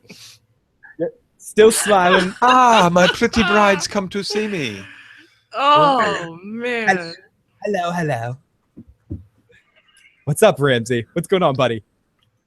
And he goes, "Listen. Is this where I'll be staying now?" So this is where I'll be staying. I was smiling his face the whole time. And she just gives him a no, fucker. You're dead. He goes, "Oh, okay." And we talked a lot about this earlier. He says something like, I'm always part of you right now. You're not going to get away with this. And Sansa goes, "No, come on. I don't give a shit. Your house is dead. Everything, you're dead. Your family burned to the ground." And you then have no power over me. She calls one of the hounds over. She goes, "Come on over, buddy." And it's Ramsay's hounds. And he goes, "They'll never attack me." And she goes, and she uses his words against him, where he goes, "Make a hungry dog a dog will turn on you. I love my cats. I love my dog, but I have no doubt that if they were hungry enough, they'd eat. They will eat us. Oh, yeah. Yes. And if I'm dead, I hope they do if they need to. Yeah, if they need to. If I'm dead. Fuck it. Eat my corpse until someone shows up to feed you. Just wait till I'm dead. Yep. That's all I ask. And then here we go. Bam, bam, bam. Ramsay is eaten to death by the motherfucking dog. Sansa smiles, turns away, walks out. That is the end of our episode. I felt a little ripped off by that. We only got the one bite on the face of Ramsay. I would have, and then like the twitching, bloodied hand. Yeah. I was glad we got to see the reaction of Sansa and her watching it and really absorbing what was going on with those dogs and Ramsay at that moment. But I wish we could have seen that, and I felt a little bit ripped off by that. Yep. Let's jump in the live chat for a second. Someone says, Z-Tree says, nah, she ain't pregnant. It's been too long. Fuck Rickon. He should have zigged and zagged. Phil, when will the 1-1 versus Hodor door off? Bolt 2017. They can't both be there. I missed the opportunity. Sansa should have whistled. My cat, yes. My dog, no. My cat's always a cunt. Agreed. And I absolutely agree with it's been too long. You're right. You got to remember, Theon escaped Winterfell with Sansa, and Theon had to make his way all the way from very far north of Winterfell, all the way back to the Iron Islands, have all that shit that went on in the Iron Islands, get all those fucking boats, sail his ass all the way over to the fucking Meereen, and now be dealing with Dany. In this time period, no, there's no. Yeah, she would be way showing at this point. Yeah. Yeah, let's get off this. We got an email from Tom. This is from Tom. Sorry for the late email, but I figured I'd throw in my 2 cents about this topic. In my opinion, I think he honestly didn't know the full extent of Ramsay's psychosis and general cruelty. If he had spies going around about Littlefinger, this is about Littlefinger. If he had spies going around gathering information, I think he would have had them in the South gathering info on the greater threats in the South, like the Lannisters, Tyrells, the big political players. I don't think he would have had the North because the North doesn't like to take part in the Southern politics. Even if he did have spies in the North, he wouldn't have cared about a bastard in that type of situation. Thank you for reading this email. I'm a pretty new viewer. Love your work. Have a good evening. Thank you, Tom. All very good points. Correct. Yes. Yeah. So let's take our last phone calls of the evening. We see got 1, 2, 3, 4 people in the area code 973-347-715 and 816. If you guys want to call in, this is our last burst of calls at 914-205-5689. We'll take some calls here. If you left a voicemail or text message, we'll be on one of the feedback shows. Probably going to do a few more than just the single feedback show between this week. I'm going to come on and do a solo cast. Maybe some other friends will be joining me, and then Joe and I will be on our Thursday show as well for the I won't oversleep this time. I'm sorry. Joe will try not to oversleep this time. I will not do a no call, no show to my job. Yes. So here we go. This is area code 973. Who are you and where are you calling from? Area code 973. You are on the air with us. What's going on? Hey, Phil, how you doing, man? Love your show. Every time I watch Game of Thrones, I call in, and whatever I don't call in, I sit down and I start watching your show. Thank you. And love the chat. And that some of the people will be writing. It's funny as hell. It's a great show. I just wanted to bring up a quick little. So you notice every single direwolf that has died, the owner ends up dying. Yes. The only one that's still alive is Sansa, right? Yes. How long do you think that's gonna last? So I really think Littlefinger is gonna fuck her over in the future. What do you think about that? It's very, very interesting point in the sense of, I don't know if that, I mean, I guess some people have said with Bran that Summer died and Bran ceased to be Bran and now he's the three-eyed raven. So in a way that Bran Stark did die.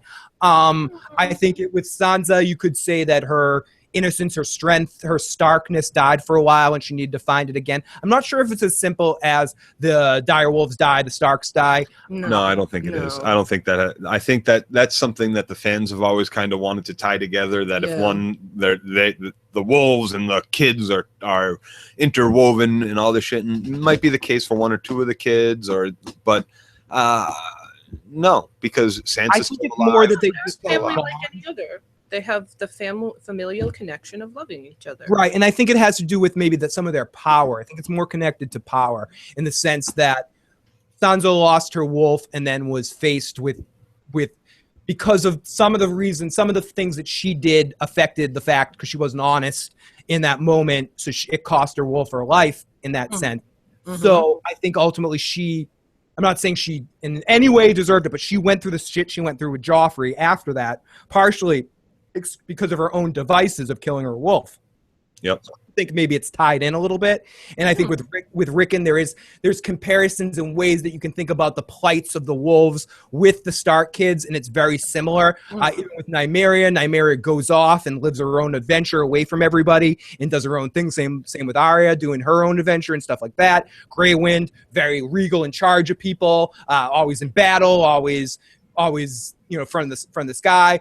Summer, always hugely loyal, huge heart, would risk himself for his family in the same way Bran probably would. So I think there's more comparisons to the personalities of the direwolves with the Stark kids, not necessarily as simple as direwolf dies, Stark kid dies. But very, very great call. Very, very great call. This is area code 347. Area code 347. Welcome to the show. Big fucking Jay checking in. Big Jay, how's it going, buddy? How are you doing? How'd you like this episode, buddy? Can you hear me? I can hear you, my friend. Yeah, I'm going to let you go. You got the show, Big Jay. What's going on, buddy?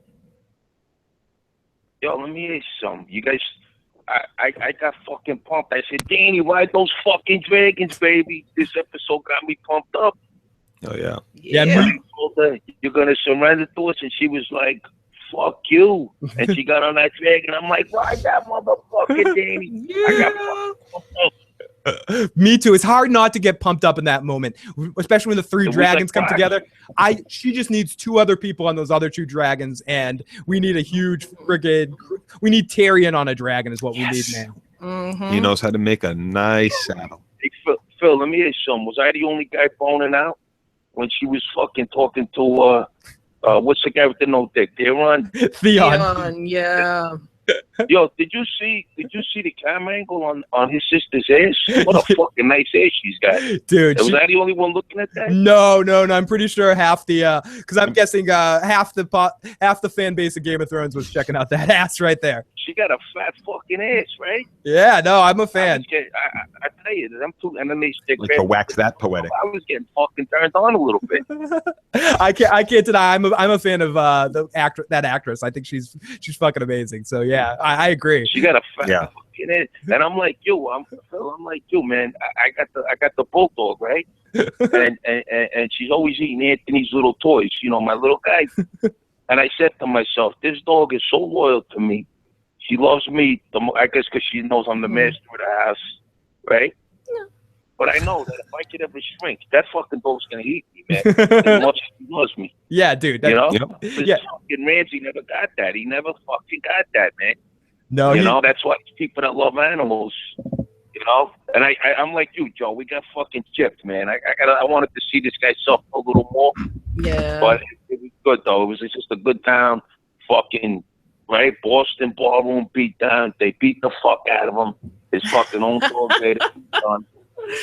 Very, very. It pumped me up, man. This one I fell in love with. This show pumped me up. Great, awesome stuff, Big J. Awesome, great to hear from you, buddy. I love it. Say hi to Maria. Hey to Maria. Ride it, bitch. Ride it. That dragon. Lots of love, Big J. I'll talk to you soon, buddy. For now. I'll talk to you guys.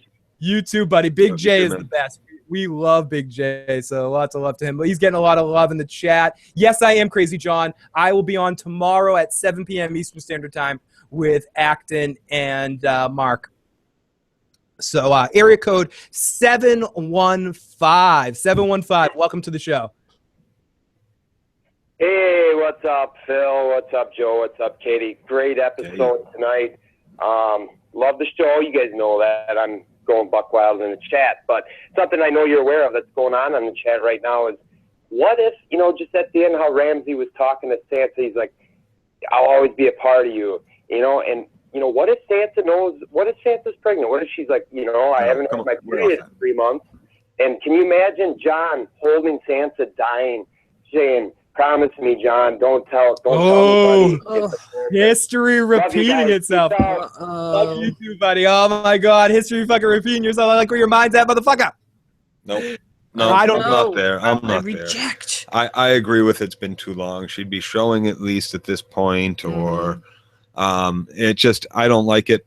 It doesn't make too much sense with me. And if we are going with the R plus J equals hell or whatever the hell the whole equation is, then it was a love thing, not as the Baratheons took it. I just don't think she's pregnant. I'm not. I don't either. Back to vote. I just don't think she's pregnant. Area code 816. 816. Who are you and where are you calling from? Hi, Phil. Hi, Joe. Hi, Mary. Not Mary. Katie, Mary. Yeah, whatever. My name is Mary. Oh, no, fair enough. We're gonna call. I'm pretty sure we're gonna call. Compliment. Yeah, we're gonna call Katie Mary for the rest of the show now. Thank you, Mary. All right. I wanted to kind of get an opinion from you guys. Okay, I'm a book reader, but I'm also a show lover. I don't have any problem with them diverging and becoming something else. But this episode, it was a great episode. But like, I don't know. By the end of the episode, I had like this great feeling of like despair. I guess I was hoping that there was some kind of like Umber conspiracy or any twist. But like this whole season, we haven't been getting any kind of twist or any really like intelligent writing. Like subtlety is really subtlety. It's because there's so many plot loops and Yep. stuff. I'm not complaining, but I mean, I don't really have that many people that are like diehard Game of Thrones fans, so I can't really discuss it with them. But I'm just wondering, how do other fans and possibly book readers like feel about this? I don't want to be a Debbie Downer. No, you're not. No, you're not. I'm with you. I am. No, so you're with you. absolutely not a Debbie Downer, and You're Mary Magnificent. You're Mary Magnificent. Oh, Joe, that's very good. I think ultimately, I get what you're saying. I think the show has become, some ways more television-ish, and it's really, really, really excellent TV, but it doesn't have those subtle, weird things surprising you with decisions. I think the obvious thing was Littlefinger was going to come in this episode, and that was how it was all going to conclude. It manifested itself in the way it showed itself on the screen was excellently done. One of my favorite episodes of the season, and up there is one of my favorite Game of Thrones episodes. Yeah. But that being said, there was no subtlety in the sense of everything that the fans have been doing and with the fan theories, with everything with Arya this season or everything with the Northern Conspiracy. It's hoping that maybe within the script and within these moments that there's a little bit more than what we're seeing. But it seems like we're getting it's a little obvious at times. So I absolutely get what you're saying. It's not affecting my enjoyment like you said too, but it is worth noting that the show has transformed itself into something slightly different. Seasons 1 through 4 or 1 through 3 is kind of one show, and 4 through 6 have been something slightly different in the way, and I can respect that and understand that. I still love the show, but I definitely see your point, caller, Mary. Yeah. So you're a downer, All right, Mary. thanks. Mary, way to bring the mood down, Mary. No, I'm kidding. Have a good night, Mary. Talk to you soon. Bye, guys. Bye. I think you're absolutely right, Phil. There's a lot of the subtlety that's missing, in such that the whole way, if you watched this episode and were watching this fight scene, this big battle of the bastards, and there was any part of you whatsoever that didn't think Sansa and Littlefinger were going to be riding around the corner with the Vale Knights and all that, then you missed big chunks of what was going on this season. And and I almost kind of would have liked to have seen Sansa not write that note, and Littlefinger had done this on his own and just showed up on his own and taken it upon himself to do this. Those are the little subtlety things that I think that the show, is wrong with the writing, or some people might find right with the writing. But this season particularly has been very harsh and to the point, and they're trying to get someplace quickly, seemingly very quick. Yeah. And it's sometimes really good. Sometimes you feel like you can feel it, and it manifests itself through the show. You're like, oh, I can feel it in here, like I'm going down on a roller coaster. Let's take a couple of texts. Hey guys, can we have a moment of silence for our fallen giant?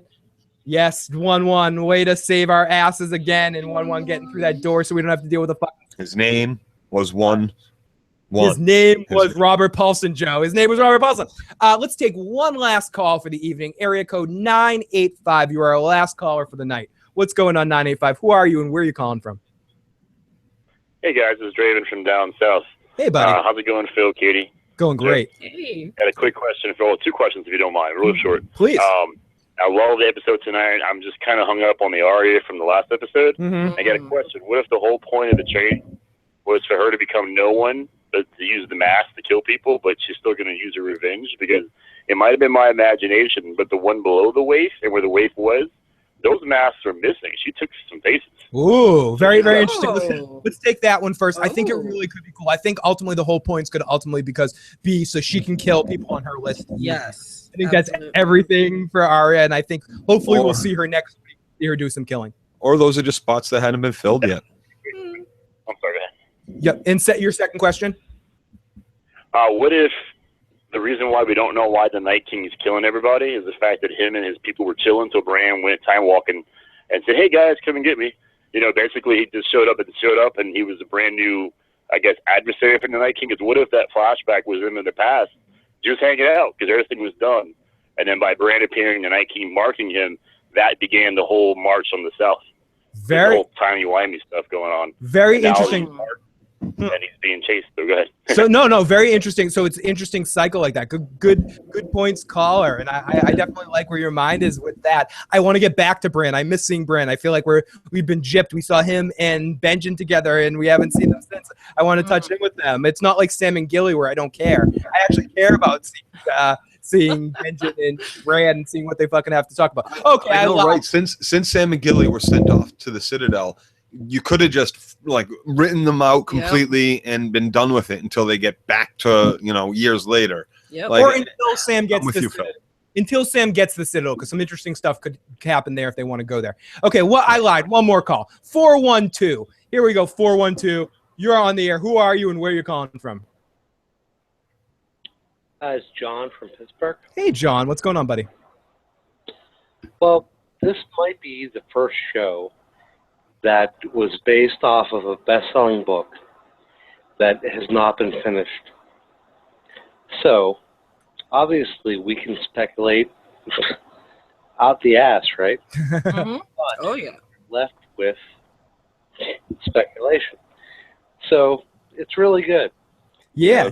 No, and I agree. It's the fact that we can have this kind of conversation, which is all about imagination, which we have no fucking clue what is going on, right? That's the best part of Game of Thrones. That's the best part of Game of Thrones is the fact that it's probably more than anything a show, probably some of the best analysis of anything since it's comparable to before the prequel movies came out in Star Wars, where everyone could just talk about what's going to happen, what are they going to do, what are they going to do. But the way that the books, and the caller makes an excellent point, the way that the books are a series that hasn't been finished yet, but there's a TV series. It's unlike anything we've ever seen before in the way to allow people to analyze things and look at it. And it's a ton of fun. And next week is our season finale, everybody. Can you fucking believe it? We're at the season finale. I don't like that. It's always sucky with this show especially. Yeah. But with every show it's sucky. With this show especially, season finale, knowing that that's next week, it's just really 10 episodes, assholes. Not enough, and we might even get less next year. Panther, last question. But what is Littlefinger after? Does he want to rule the North? He wants to rule it all. Yep. He wants it all, and he wants it now.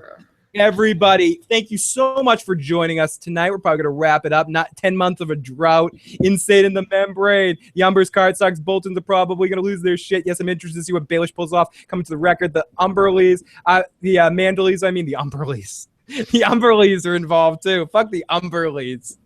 Everybody, thank you so much for joining us tonight. Really appreciate it. If you haven't already enjoyed this video, please hit the like button, please hit the subscribe button, and join us for next week's show, where I'll be back next week to talk about the final episode of Game of Thrones. If you haven't already, also check out Dirty Issues, where you can see some alt stuff that Joe and our buddy Taka is doing over there. You can also follow me on Twitter at IGotIssuesMan, follow Joe at Dirty Locks. You can find us on Facebook if you search Phil the Issues Guy or Phil's Recap and Review. Google Plus group, Phil's Friends, also in the Discord chat. Keep the discussion going, issuesprogram.com. Subscribe to our podcast, Patreon, PayPal, all that sort of shit. You can find that all in the description box below. So thank you, everyone, for joining us tonight. It's been a really fucking fun night talking to you guys about this episode. And we're going to finish things off tonight with PD's Live Music, who did another great mix of us to close off the show. This one is dedicated to Bastard Bull, so huge thanks to PD's Live Music. And great Great thanks to everybody out there. Really appreciate all your support. So everybody have a good night. We will talk to you guys next time. Later. So let's play a game. Body part do you need the least? You've been wondering. This is Ramsay Snow, my bastard. Who I am. Well, it's wonderful. Meat. Stinky. You're just wonderful. Sausage. That's a good name for you. Freak. Pork sausage. For the watch. Pork sausage. For the watch. Pork sausage. For the watch. Pork sausage. The 8,000 bastard army. For the watch. Kill Jon Snow. Reek! Reek! For the watch. My watch is ended.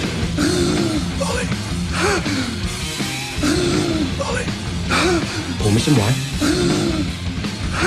I am Lord Bolton. I prefer being an only child. My mother taught me not to throw stones at cripples. But my father taught me aim for their head. From this day until your last day, you are Ramsay Bolton, son of Roose Bolton, Warden of the North. Pork sausage. You smell particularly ripe this evening. Surrender. I surrender. And I accept your surrender.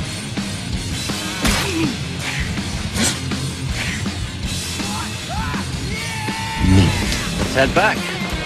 My wife must be lonely. Look at her big size cock. Reek! You think I'm some sort of a savage? If you think this has a happy ending, you haven't been paying attention. If you have any last words, my lord, now's the time.